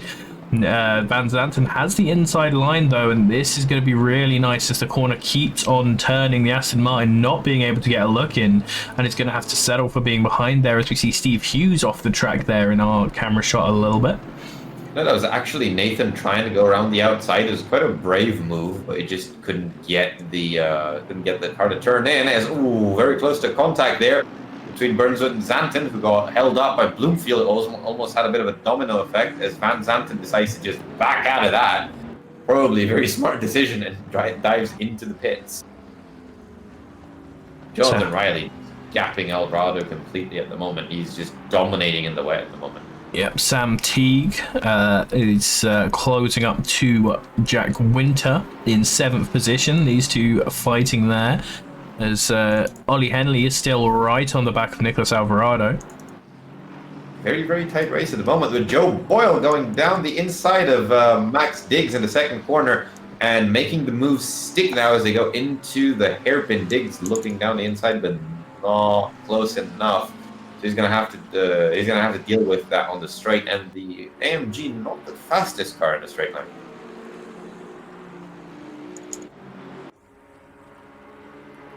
Yeah, Riley's getting a warning to fix his lag spike, so that's probably going to be Nicholas Alvarado inheriting the lead. Very, very unfortunate from Riley, for Riley there. Side by side here, Ollie Moss and Jack Winter coming down to the end of the straight with the Aston Martin just behind them. Behind we can see Nicholas Norberg once again going side by side with McGregor, and Jack Winter is going to take the Ferrari into the straight, putting these three all together. Sam Teague looking to dive down the side of Ollie Moss as well, but not braking quite as much. Really aggressive on the back of the Ferrari here. Steve Hughes just spins behind Joe Boyle, I believe. Joe Boyle slowed down a lot into that long right-hander, and Hughes got caught out, slammed the brakes, and ended up spinning. That gave John Dudley a few positions. Yep, and Sam Teague just not braking enough, straight into the back of Ollie Moss and sends him absolutely spinning. Ollie Moss, who was in the lead of the amateur split right there, has now fallen back a little bit. He is next to the 25 car, which is down in 14th position, so it looks like he has lost multiple positions. McGregor now is taking the lead of amateur split, and Nathan Burnswood just ahead of Ollie Moss. We've got, for P20 at the moment, we've got Leonard Schungel and Markowski very close together. Schungel's going to try to go down the inside of Markowski in turn 1, but not gonna happen. Ashley Graylish just got a 10-second penalty for something. He probably took somebody out. Ashley Graylish, car number 12, rear-ended car number 35, causing him to spin. Probably somebody who's pitted. We're going to see that. Car number 35 is Julian Strasser. Or Strasser having a bad qualifying, a bad race, very unlucky. Actually, Bloomfield has made quite a lot of progress. He's all the way up into P8 in that BMW art car. He's managed to capitalize on all those incidents, I believe. He's right on the back of Justin Clark there, coming down the straight. Just not fast enough. as the Lexus proves it's very fast in a straight line, coming up to the back of Sam Teague in P6. In the meantime, Jack Winter just, just pulling away with Chris Meadows being a backmarker at the moment. He's probably pitted, as far as I know. Yes, he has pitted, probably to fix some damage. Ollie Henley. It's actually... he's just taken Alvarado. I was looking because he's incredibly close, so let's get a replay up of that and see exactly what happened. Coming into the last corner, and Alvarado going incredibly wide, braking for the corner after the straight, and that is going to give Ollie Henley the lead now. After our former leader was disqualified for not having a stable enough connection, Alvarado was looking for the way back there, keeping aggressive on him through Sector 3, but is not going to manage to get anything out of it. I'm just going to interrupt you here. There's a big battle. 4 cars battling for P10 there, starting with Robert McGregor, Nathan Burnswood, Ollie Moss, and Joe Boiler right next to each other on the start of the straight. We cannot see that battle as we are in replay, but we're coming out to it now. They're side by side. Here's Ollie Moss next to the Bentley. As we look at that battle, we're gonna go follow Justin Clerk for a bit. He gets closer and closer to Sam Teague there. Justin Clerk being a shark in Teague's mirrors, 1/10 at a time. Alvarado managing to stick quite close to Henley as well, as that Ferrari is going to make up a lot of time on the straight. Really strong car in the straight line, that car. Boyle, Moss, Burnswood still there, still fighting. Chris Meadows around as well at the end of Sector 1.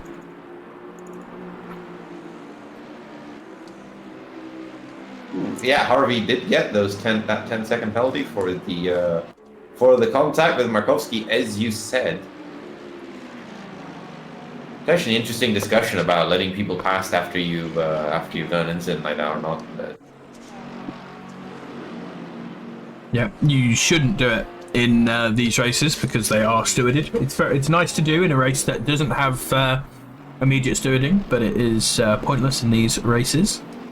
Still nice to do it if you really want to be the gentleman, but, you know. I think, yeah, Sam Teague just got a 10-second penalty as well in P5. That's going to be quite unfortunate. Oh, Steve Hughes loses it there. He had a Bentley on his inside. He's now going to lose multiple places to another Bentley and Maciej Markowski. That must be Dudley and Derrida taking him. And now Leonard Schungel even is fighting to try and get around him. Not going to be able to since they're in the middle of the third sector. But that was a bit of a mistake there from Steve Hughes, throwing him down the order a bit. See, we had penalty for Teague, but what did Teague get the penalty for? Because I'm looking for him in the steward sheet. Teague got the penalty for driving into the back of Ollie Moss that we saw earlier. Ah, okay, yeah, you did say that. Yes. Yep, he spun him around. Ollie Moss now in third position in his split in P11 overall. Pro's really running away with this race, as it is expected to do. Yep, good to see them being consistent. Whoa. Where did the other Am go? Did he pit and I just not notice him? Which Am? Ollie Moss was third. He is now second in his split. Van Zanten and Norberg have pitted, if it was any one of those. I don't think it was one of them. Did someone disconnect? Maybe somebody DQ'd. Nathan Burnswood has disconnected. Oh, this is pretty much normal happenings, so... Oh, that's very unfortunate because he's leading the amateur championship so far, disconnected from second position as Ollie Moss has had some sort of trouble, has fallen way down. We're going to have a look at a replay and see what was happening there. I have a feeling he might have bigger damage. This is coming up to the start of the straight. It looks like he might have already fallen back by now in a big drift on there. Right, Ollie Henley now coming up to back markers, so coming up to Jose Martinez. Might see them pitting in to avoid getting held up by traffic. So they do like to stay out. Aston Martin of Doherty actually got past Ollie Moss before the braking zone there, but Ollie Moss getting it back, although now he's gone very wide. He's going to come back on the track, but having gained time there, that's going to be another track cut, and as you warned before, it's very likely that we're going to start seeing people get in trouble for these. Yep, it is a thing that you can lift if you think you're going to get a track cut. So if they're on top of it, they can avoid making those drive-throughs. As Alvarado is less than, around two tenths now behind Ollie Henley, coming down onto the hairpin before the straight. Henley pulling in a little bit of an advantage. Getting to the halfway point of the race. Has settled down a little bit. Henley running wide at the entrance to the straight. That must be a track cut as well.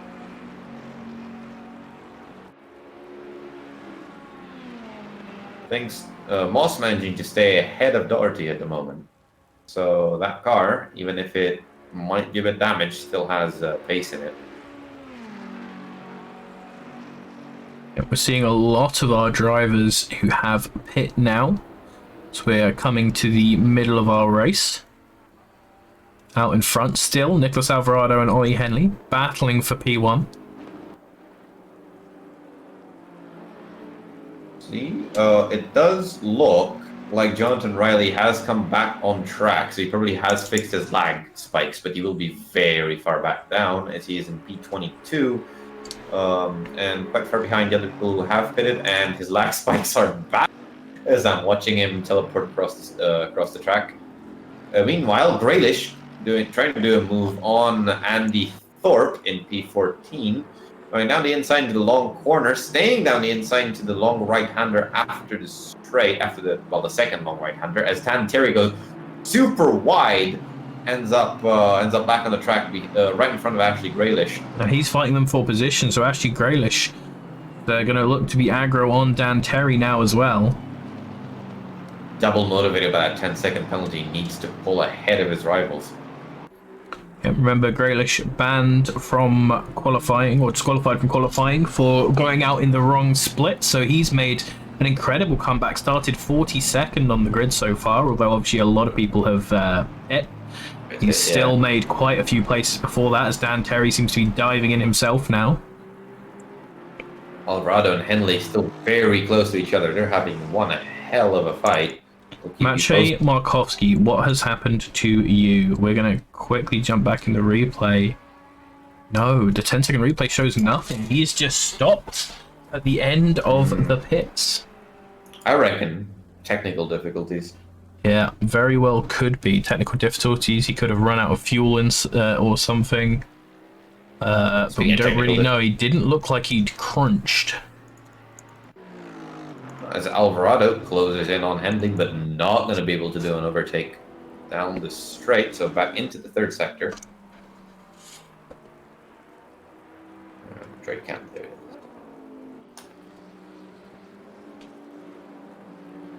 So let's turn that on.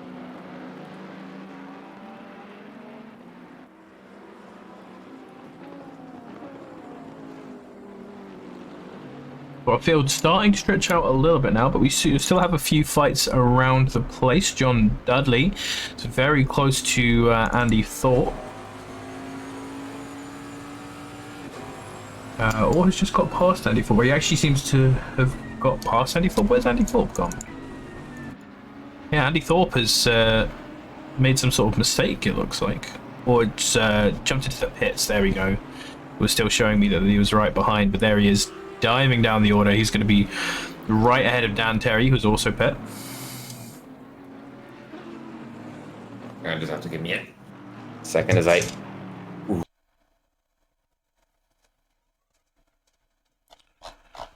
So only the top 9 have not pitted at the moment. Steve Hughes as well, actually, down in 17th, but has not pit. How did that happen? As he just had a really awful time of it.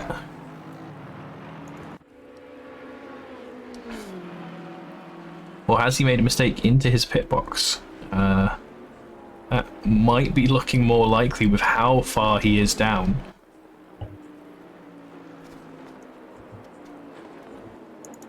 Is this a rub yet? Nicholas Alvarado still keeping it right behind Ollie Henley. Still, neither of them have pit. As Horiot and Winter go in, we're going to have only 7 drivers who have not pit. Steve Hughes really far back though. Yeah. He's not had a good race. Ashley Bloomfield coming out of the pits now, right behind Jack Winter. Still in the top 10, so honestly, a very good race by Bloomfield with that dog of a BMW in the ring.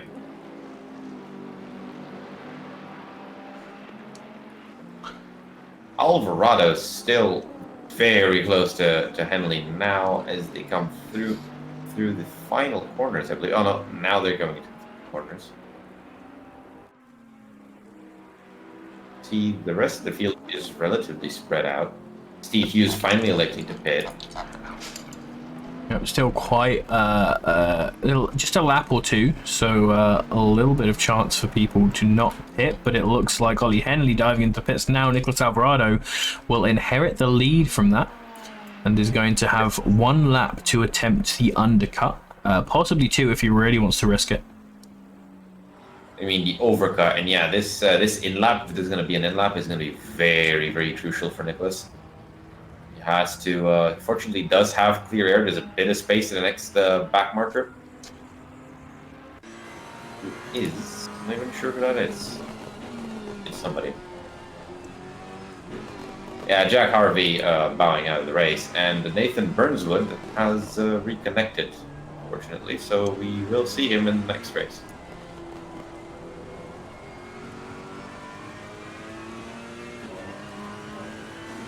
Thomas Van Zanten here in P12. He's quite close to Ashley Bloomfield, who is still close to Jack Winter, so we're probably going to see a bit of a battle going on. Yeah, we should look at the top of AMS as well, because Ollie Moss has just left the pits. Or no, he's just passed the pits. He has not pit.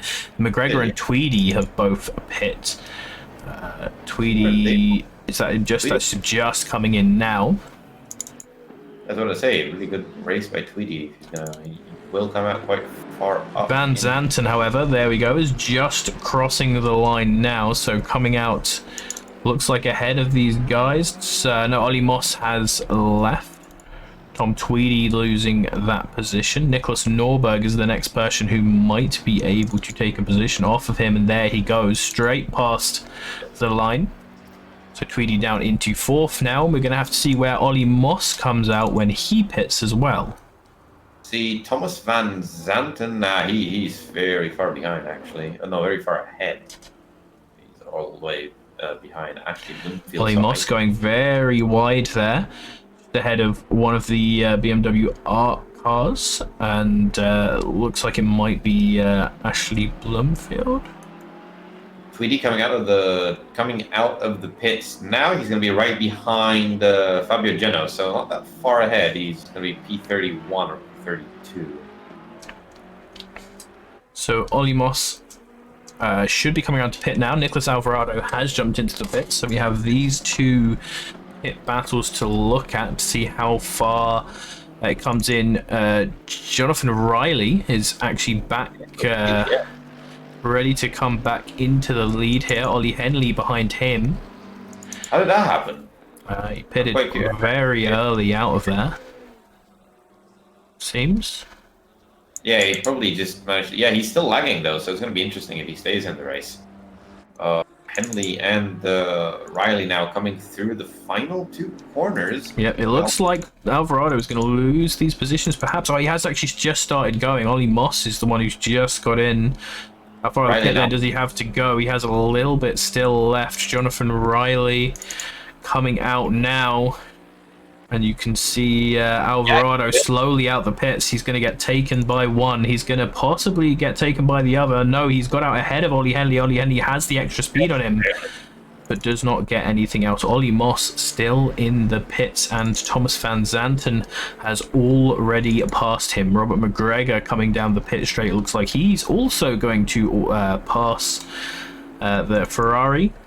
We then have Nicholas Norberg, who is stuck behind the Bentley and Menno Dorida. He is also going to pass, so down to 4th position in his split for Ollie Moss, as we watch Nicholas Norberg get ahead of Menno Dorida.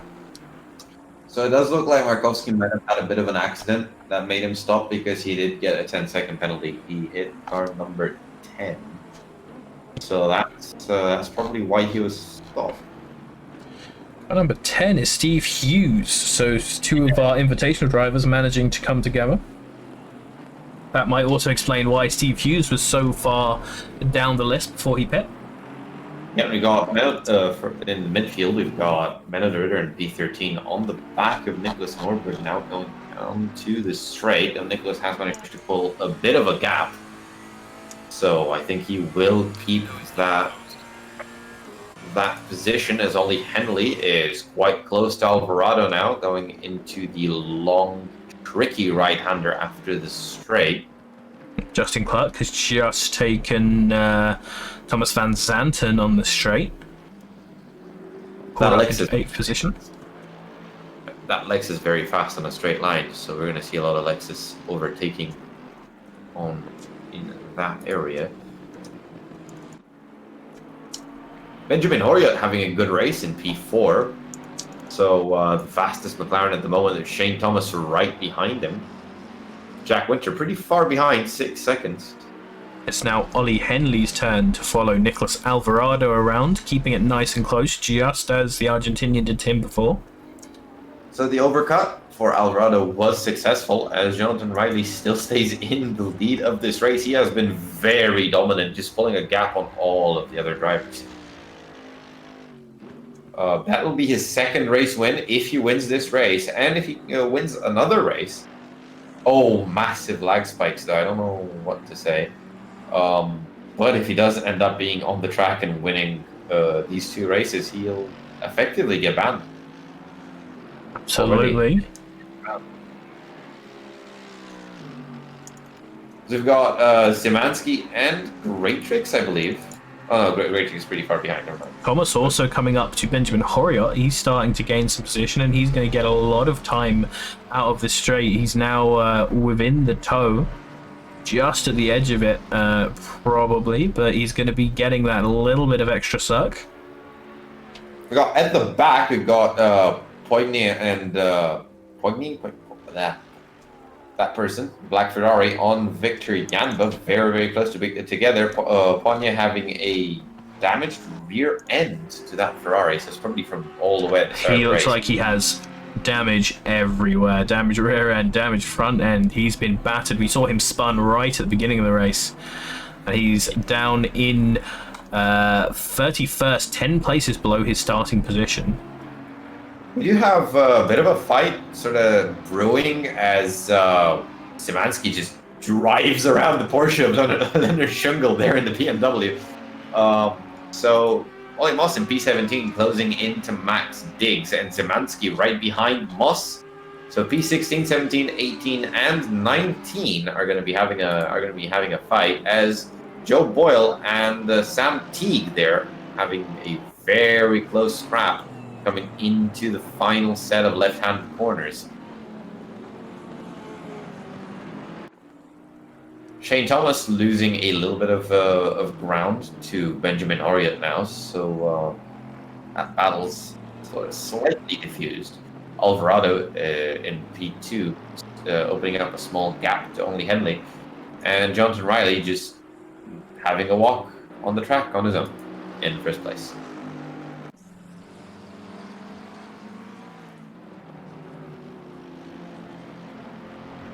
So the battle is on track is still Henley chasing Alvarado, Thomas chasing Horiot, and Doretta chasing Norberg, Teague chasing Boyle, Moss chasing Diggs, and Schungel chasing Szymanski.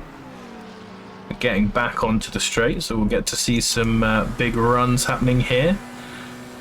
Thomas not much closer than he was before, but just every lap getting a little bit more pull down the straight.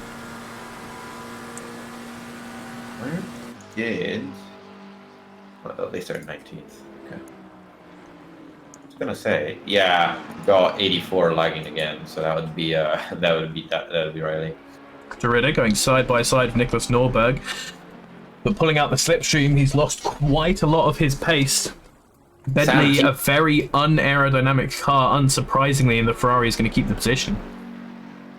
Also got in P15, we got Sam Teague on the outside of Boyle, down the straight. Let's see if he can actually manage to do it. Overtake down the outside. He's trying around the outside in the long right-hander, but it's way too wet there and has a bit of a drift. Really nice run by Boyle there, giving him a good amount of space, but still keeping the speed up so that he can keep the position without obstructing his opponent. Very nice driving there as we're getting to the final lap of the race.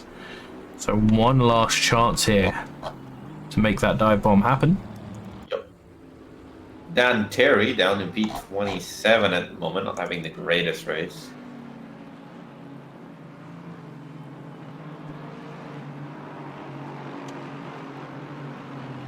Let's see what else is going on.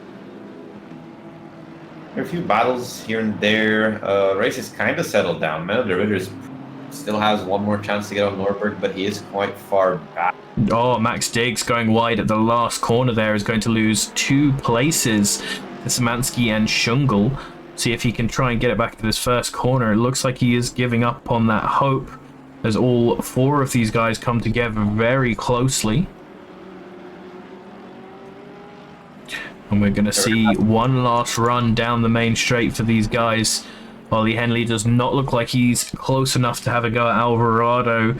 Bentley going to start topping out for obvious reasons. Shane Thomas still just creeping closer to Benjamin Horiot, but also not able to have kept up. He actually hasn't really even gained that much time, so hasn't been doing well on the rest of the circuit. Menno de Ridder is the next guy trying to make something happen, but again in that Bentley going to be struggling with his aerodynamics and chasing the much slimmer car of Nicholas Norberg in the Ferrari, coming home 3rd in the AM split so far, looking pretty safe on that one. And so the next thing to look at is really that big pack that we've been enjoying. Ollie Moss starting to pull away from Szymanski and Shungle, who are in the middle of this pack, with Max Diggs now behind, coming around for this last time as Jonathan Riley takes the first win of today.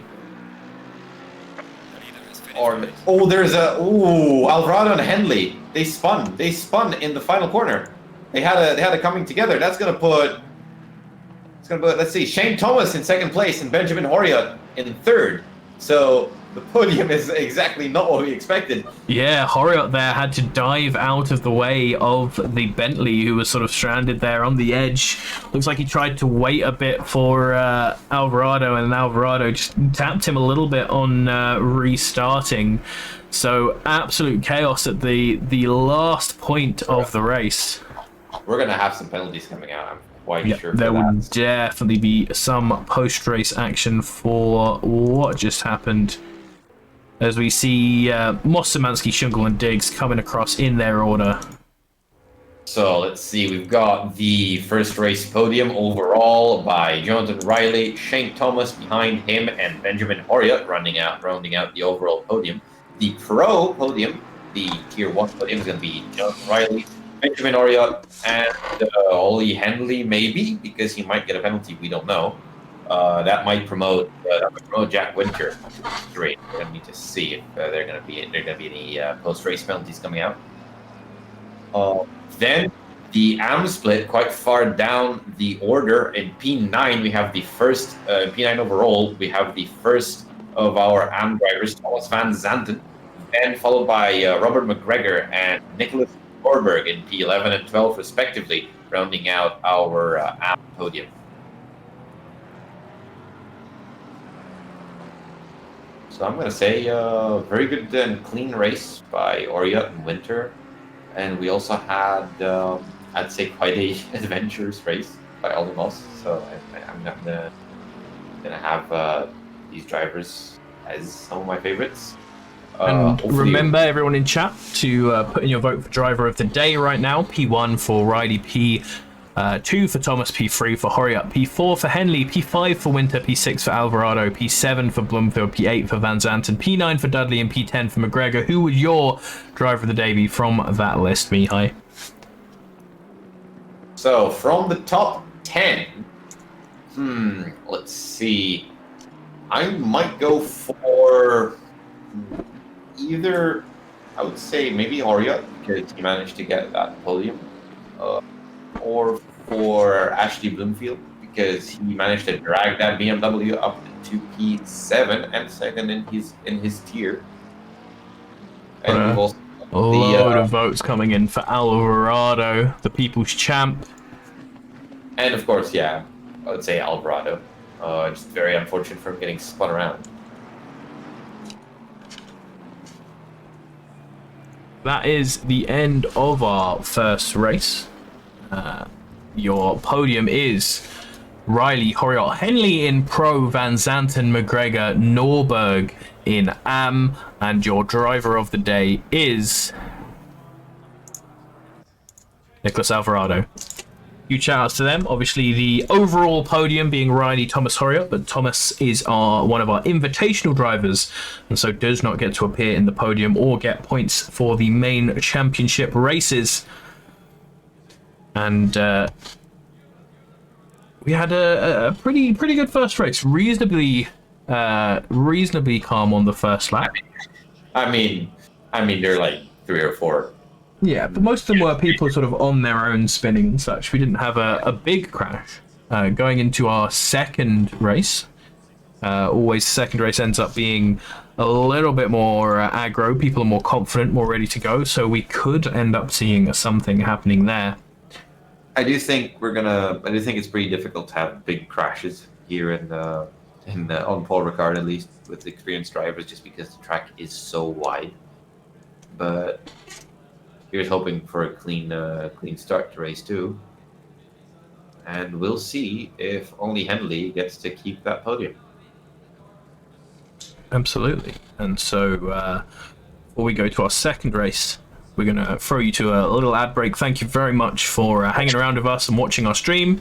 It's good to have all of you here, and we will see you when we get back for the second race. Bring the smell of rain into my bed and lie so close to me. You could be inside my head. Maybe it's a once in a lifetime kind of thing to feel the kind of magic that your love brings.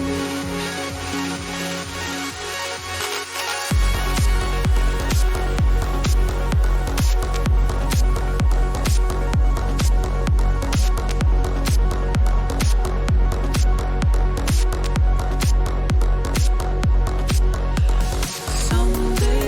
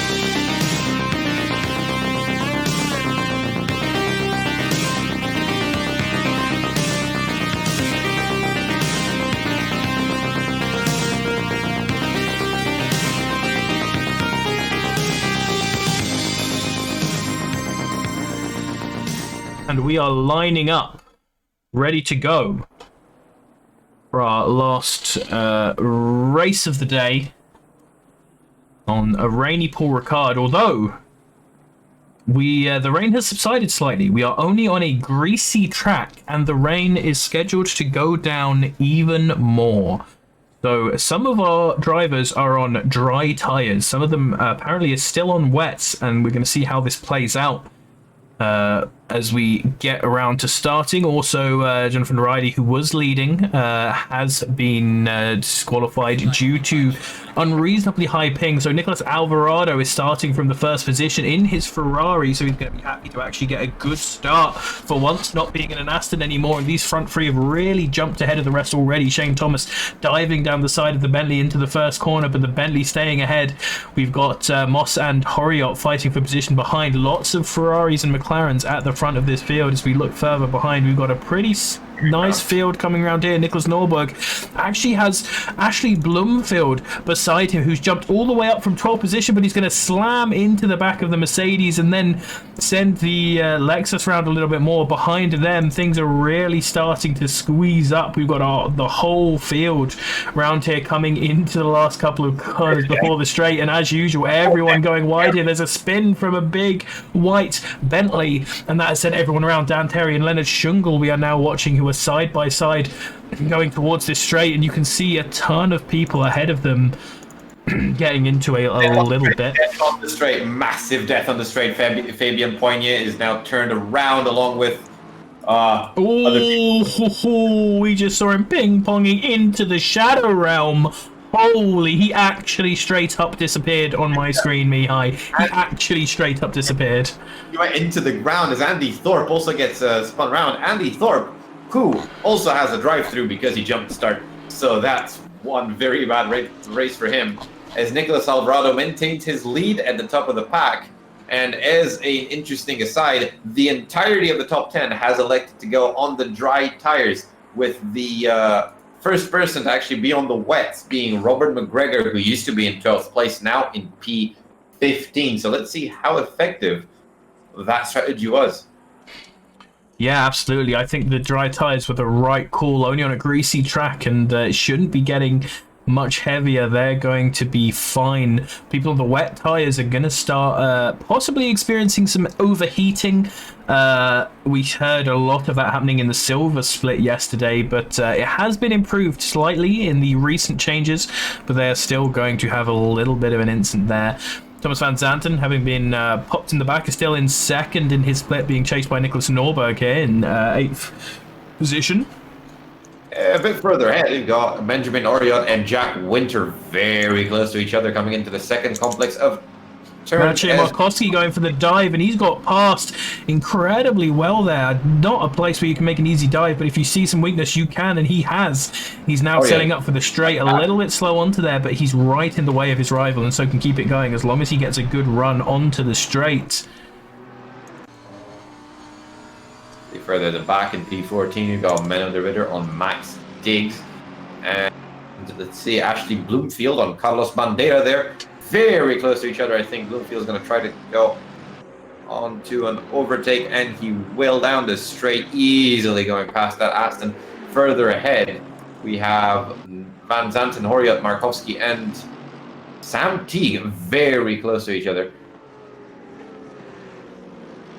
See, there's Markowski runs wide, and that might be enough for Benjamin Horiot to get alongside, and he does. Gets a bit of a drift going through that right-hander, but manages... Van Zanten going to get the position as well. So that's 2 positions lost there. Sam Teague beside Nicholas Norberg behind them. Markowski trying to get up around Van Zanten again, but is not going to manage to. Going to have to sit in behind there. Nicholas Norberg taking the position off of Samuel Teague. We got Jose Martinez getting a penalty, and yeah, the stewards sheet for race 2 has just lit up, so there's a lot of action that first lap. Oh, Markowski's round in the last corner just by himself. It looked like I didn't actually if he got hit by anyone, but it didn't look like he did. He just too much acceleration coming out of the last corner, perhaps not have his tires right up yet. There's death. Apparently, Shungle spun, and Chris Meadows did run into him. I don't exactly. Yeah, that was in P24. Now is Meadows being overtaken by Zaransky. Let's see, who did Martinez actually hit? That's something I want to check.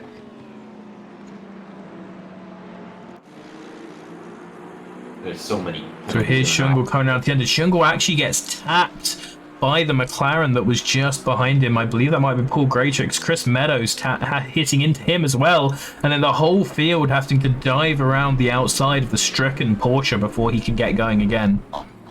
That leaves him down in 32nd place, just ahead of Paul Graytrix, who in fact is the big white Bentley who we saw spinning on this corner that we're watching now in the first lap, right into the middle of everyone. Shane Thomas now on the inside. I think, no, he tried to go down the inside of Alvarado for first place, but just decided to go out of it. He didn't feel confident on the overtake, and Ollie Henley has actually started lagging behind, so I think there was some overtaking being done by Shane Thomas there that we missed. Thomas all over Alvarado here into the third sector, coming to those long left-handers, the two of them going very close to Nicholas. In the meantime, Dan Terry's up to P12, so very good for him, right behind Markovsky.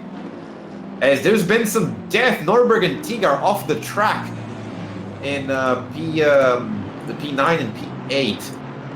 Yeah, Teague is... have to jump into a replay, see all what happened there. Teague side by side with one of the BMW art cars, both going wide. The BMW diving through both of them. That's 11, so that's Ashley Bloomfield. And then as the Ferrari cuts across the nose, takes the nice right side of the track there, and Sam Teague just absolutely dives into the side of the Ferrari, who was turning in to take that corner. Unfortunate one there that our stewards will definitely be having a look at as Nicholas Norberg gets back onto the track. Top four extremely close, less than a second between all four of them, coming onto the hairpin that leads to the straight right now. Shane Thomas is going to try to do something to Alvarado. That McLaren quite fast on the straight as well. Ollie Henley getting close to them as well, and Ollie Moss right behind him, rounding out the top four. I can see Henley having a bad time here because the others are all in those nice slipstream cars that can get a really nice aerodynamics on the straight, and Ollie Henley is in the middle of them all in that big Bentley. So nice on so many of the tracks, but this is one of the few places where it just doesn't manage to keep up. And if Ollie Moss can keep up through the rest of the track, he can try and be close and have a go. In the meantime, Steve Hughes in P10 now on the outside of Menno de Ritter in that BMW as the track is drying out. The sheer speed of that BMW on the straights is being shown as he easily dispatches Menno de Ritter going up into P9 right behind Dan Terry. Yeah, there's some warnings going out.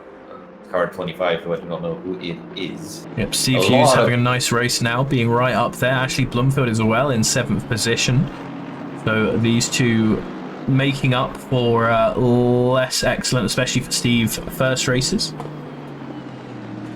Yeah, now it's drying out. The BMW is showing as far as Dan Terry runs wide. Shane Thomas right behind Alvarado to start finish straight now, going for an overtake on the outside. That's an awkward position to do so, but if he can manage to stay side by side, and he's going to take a big wide line there into the pit lane. Alvarado not making use of all of the track that he could have, and Shane Thomas is going to get around him. That was a really nice move from him there. Shane Thomas just not quite being defensive enough.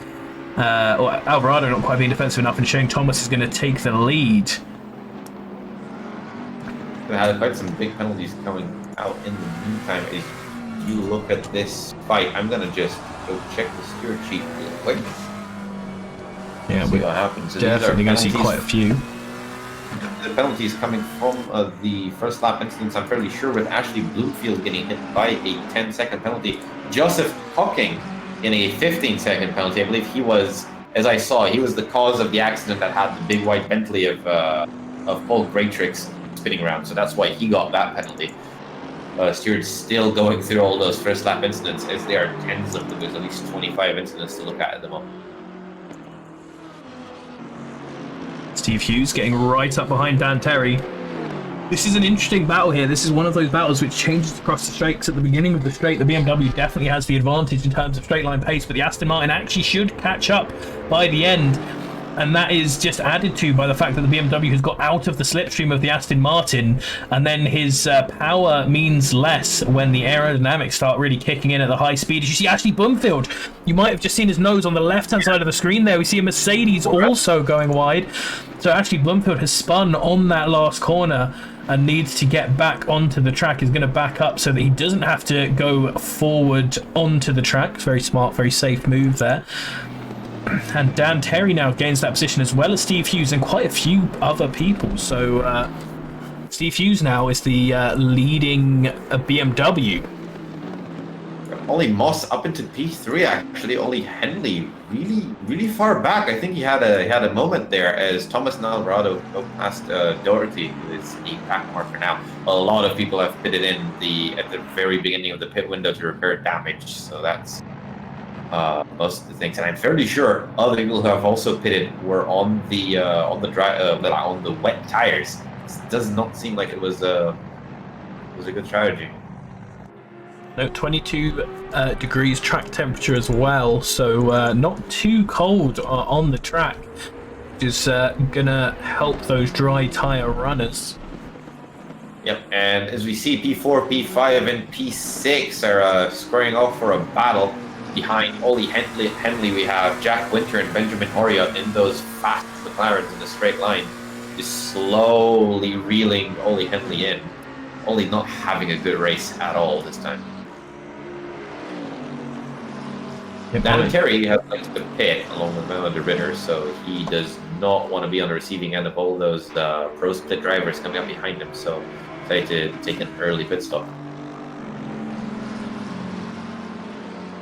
There's also quite a few people who have gone very far back. We got Sam Teague and John Dudley all the way back in P35 and 36. They were the losers in all those incidents at the start of the race, I believe. Got on the straight, actually, Victor Yamba and Paul Joseph, P11 and P10, right next to each other. Two Audis on the straight, exactly the same speed. Yamba on the inside, the right-hander after the straight. Still side by side, coming into the second right-hander. Oh no, he'd gone too tight there to make the corner, and he came out to take it, but Ashley Grealish was right there, and Victor Yamba went straight into the side of him. Really unfortunate to see. It's been a really great run so far from both Grealish and Yamba, who are both up 20 positions on their starting line, but that's going to be a couple lost for Victor Yamba, although if he hasn't taken too much damage, he's actually still in a really good position compared to where he started.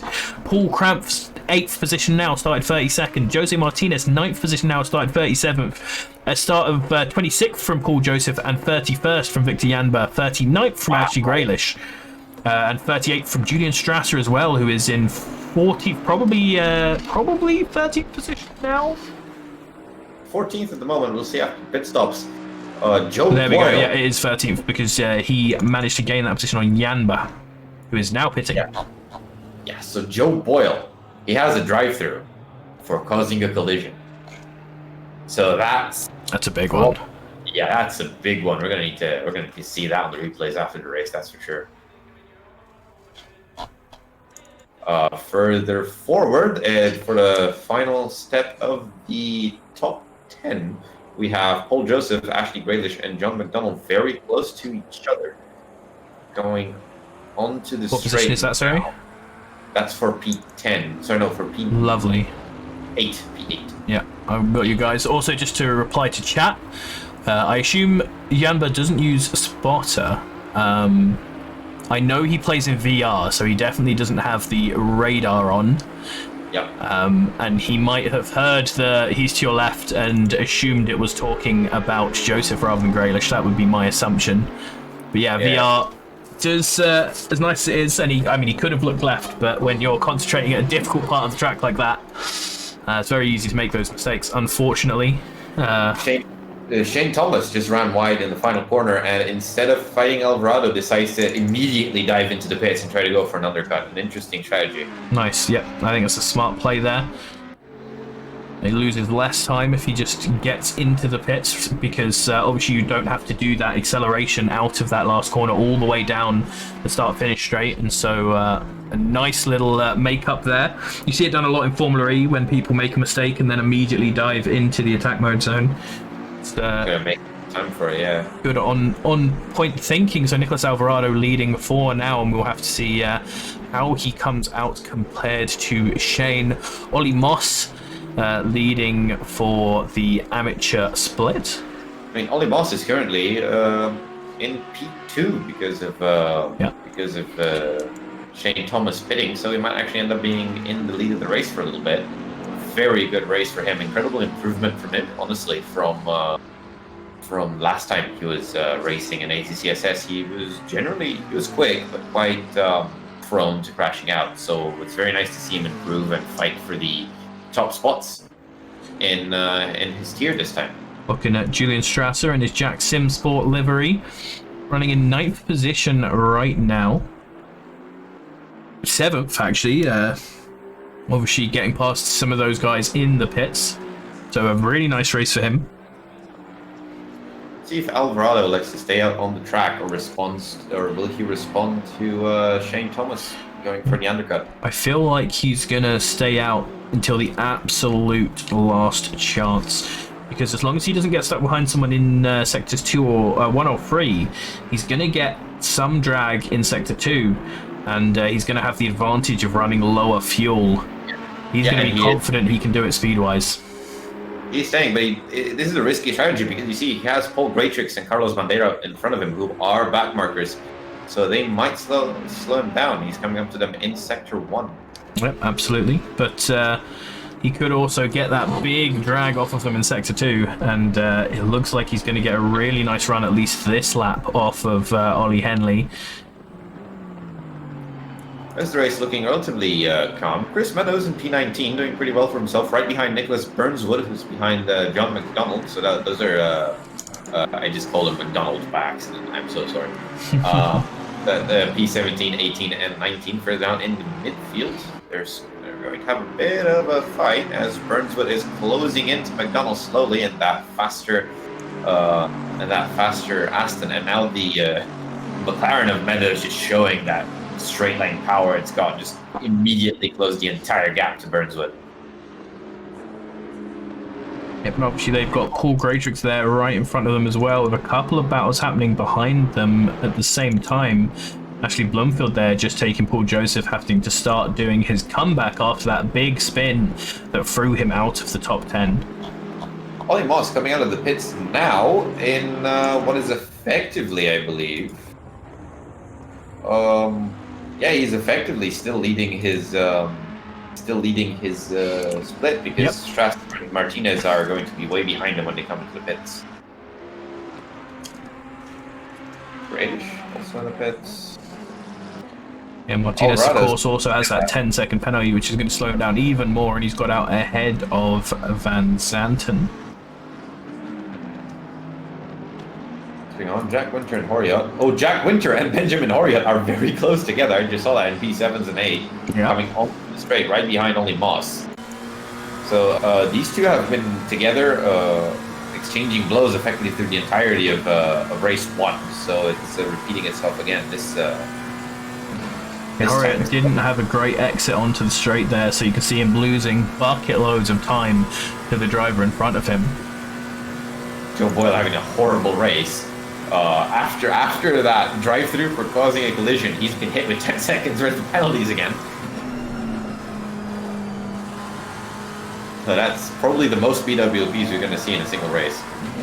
This race has got the rain is getting a little bit worse off now, actually.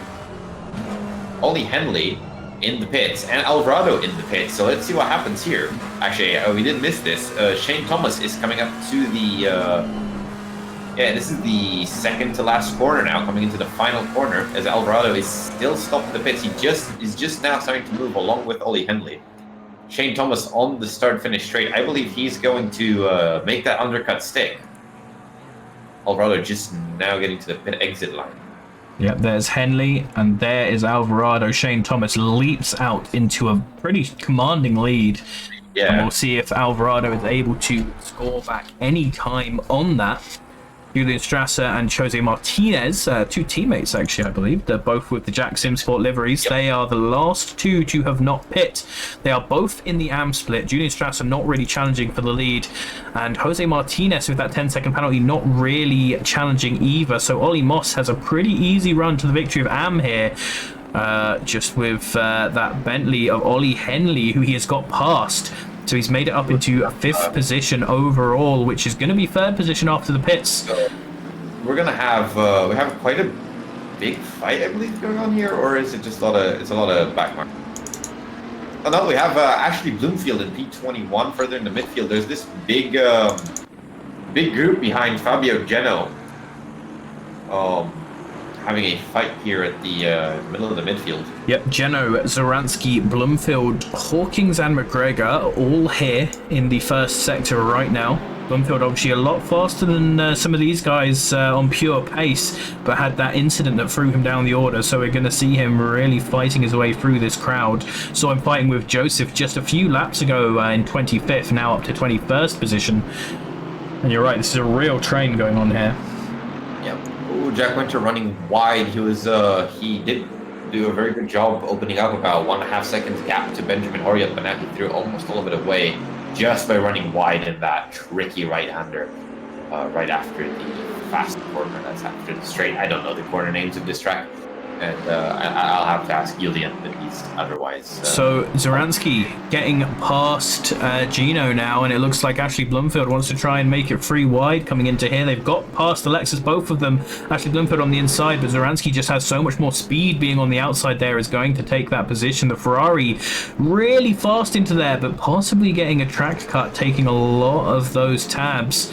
Actually, Bloomfield still looking to make some move up on Zoransky, now up into 20th position.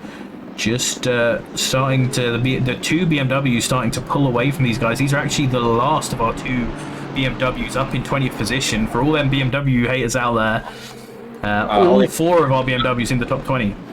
Ollie Moss just ran wide in the second corner, letting Ollie Henley get right up side by side. Now coming through the hairpin that leads to the straight.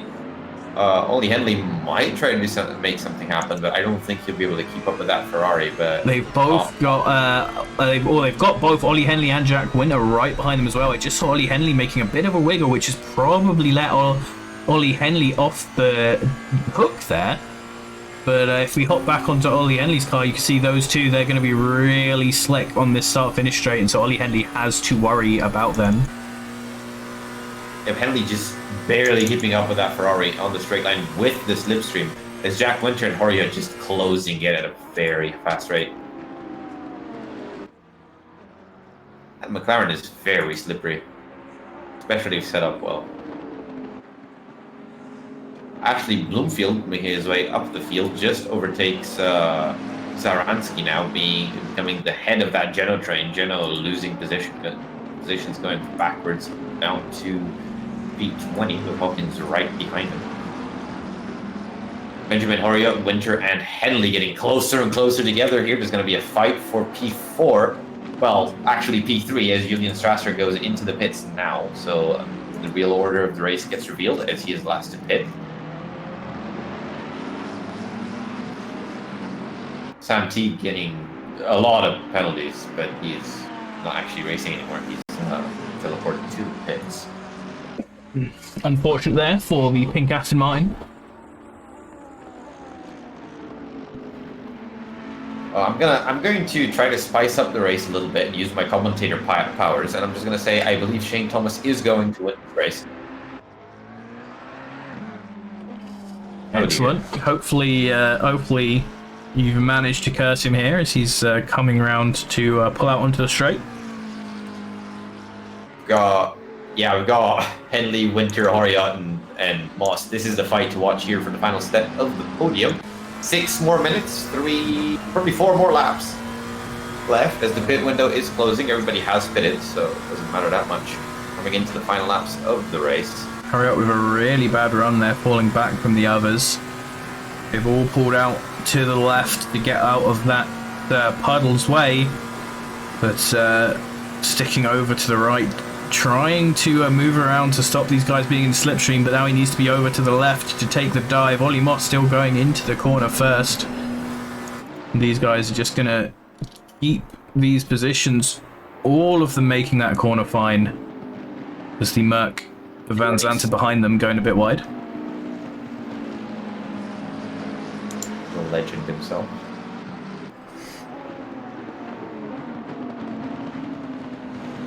See, further back we have Doherty, who has decided to go into the pits. They probably had something going on, some sort of damage. That's his race over.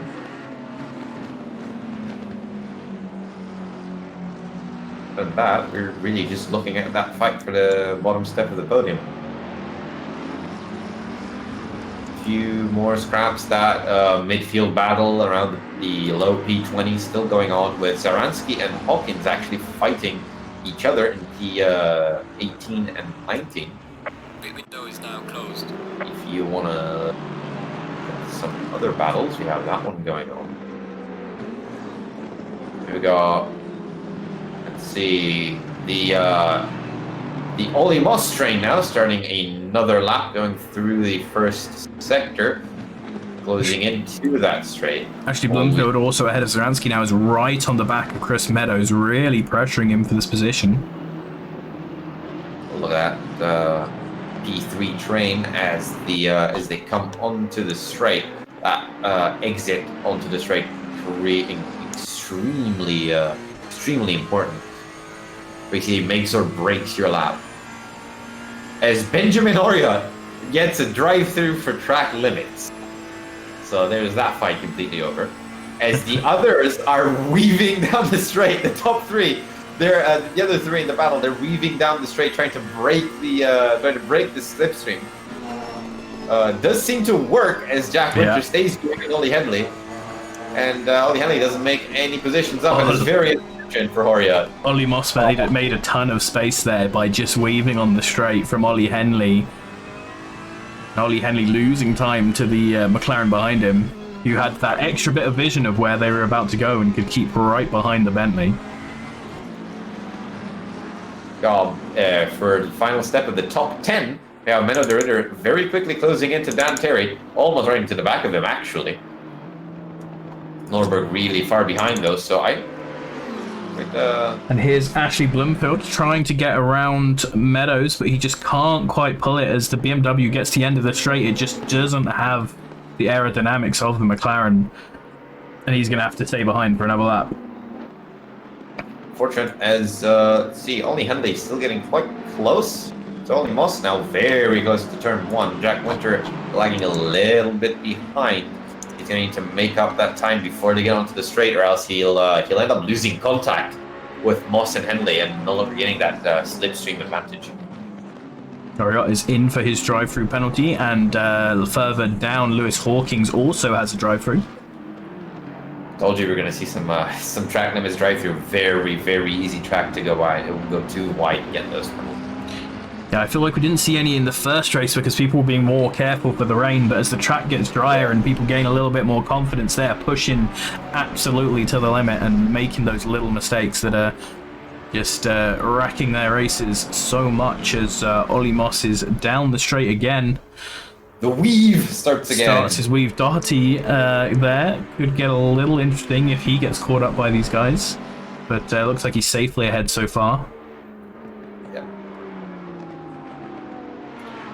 Far behind, Horia came out right in front of Nicholas Norberg, so we're going to have probably a fight here for P12. Paul Crumph right behind Norberg as well. They're also doing the weaving tactic to try to break the slipstream, as that McLaren is getting bigger and bigger and bigger in Norberg's mirrors. Yeah, he's so close. He's definitely going to make a move there. He goes to the side, but just after pulling out into that side draft, not able to get that last bit of slingshot speed, and so he's going to have to sit back in behind Nicholas Norberg again. Oh, but the Swede going wide, still going to keep that position. I believe Shane Thomas just started the final lap of the race. So this is going to be Henley's last chance to get past Ollie Moss.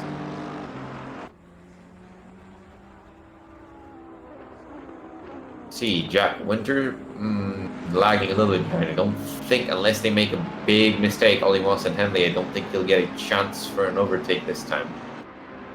Norberg still right behind Oria.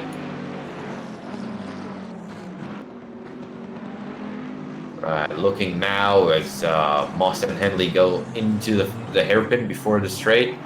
Very, very close to each other. I don't think we've seen them this close to each other before coming onto the straight. Moss having a little bit of a wiggle coming out of the hairpin onto the straight. Both of them look like they have clean entrances onto the straight. Henley closing in slightly for the slipstream, but I think as they get further and further up the straight, the Ferrari is going to just show its strength and start pulling away again. Yeah, he's so close, but it's just so stressful driving a car like the Bentley here because he just, even with the slipstream, cannot catch up. That's the final time they go down the straight. As Shane Thomas is coming into the final two corners, my cursing powers have not been good enough. Don't we need Dan Terry in there to give the real commentator's curse? Yeah. I'm not powerful enough.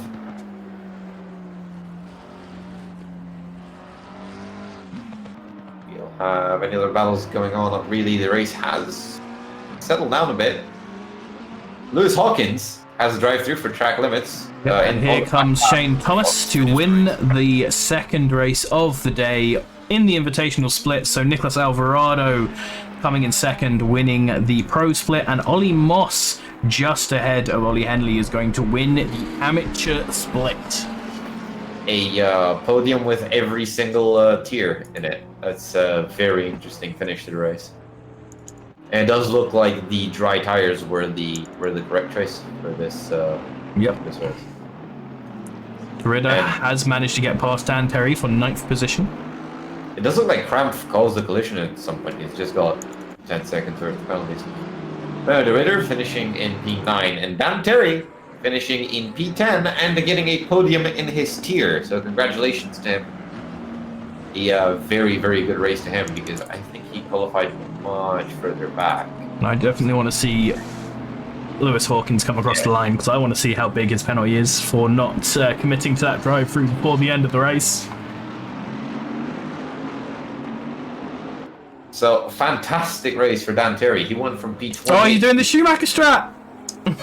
Doing the Schumacher strat. He's coming in for his penalty on the last lap. Let's go. Yeah, I didn't think that would work. So he actually just loses a load of time and still gets 30-second penalty. But anyway, anyway, it was a nice try. So here is our timetable. Remember to vote for your driver of the day. Put P and then the number of the driver you want to vote for in chat. And if you could read them out, Mihai, while I set up our podium.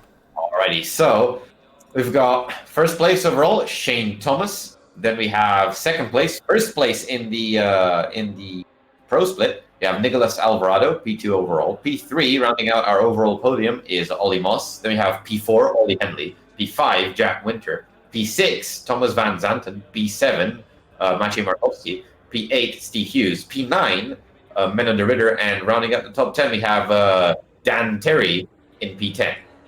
So those are top 10, and the drivers you can vote for as driver of the day. I'm just gonna say I'm going to vote for Dan Terry because he had a fantastic race going up to, from P28 to P10, stayed clean, and is getting faster and faster. Just joined Tier 2 this season, and was not looking like he was having a very good time in the first race. So managed to pull it together and drive a fantastic race, finishing P3 in his split as well, in his tier as well.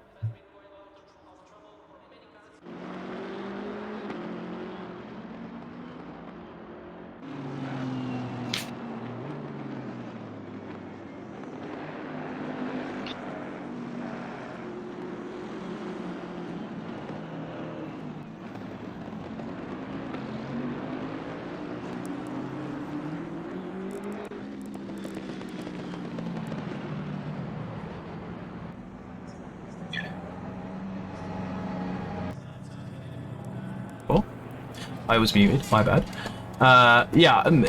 It's good because I stumbled over all my words anyway, so you didn't hear that. Dorilla would be my pick for it because he made the biggest jump up from position-wise from the start. But the people have voted, and it's P4. Ollie Henley is our driver of the day for the second race. So congratulations to him. Congratulations to Alvarado, Henley, Winter, Moss, Van Zandt, and Terry, and to Shane Thomas, who is our overall winner for today for our second race at Paul Ricard. 2 good races, as we often get from Paul Ricard. Good stuff. Next week, Friday, Saturday, and Sunday, will be races from Barcelona de Catalunya.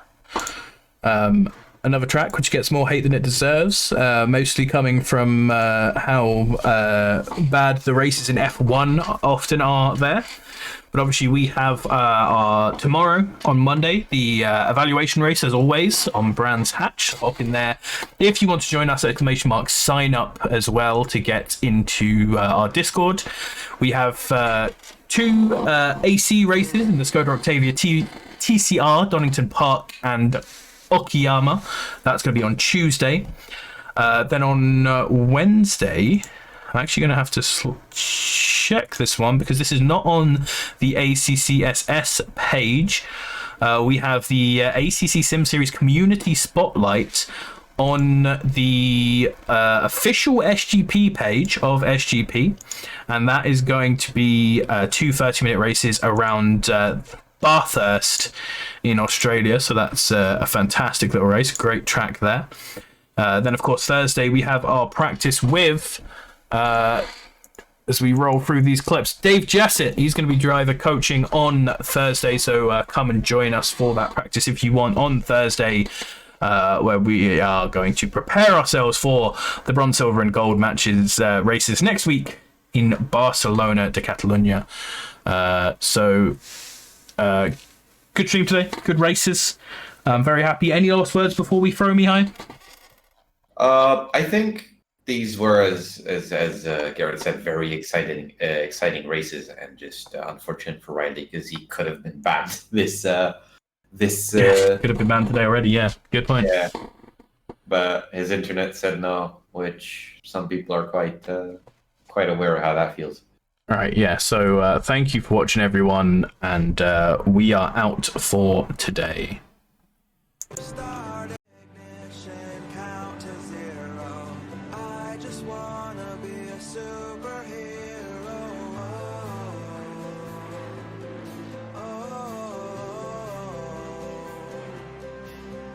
With fearless thoughts, emotions swirl.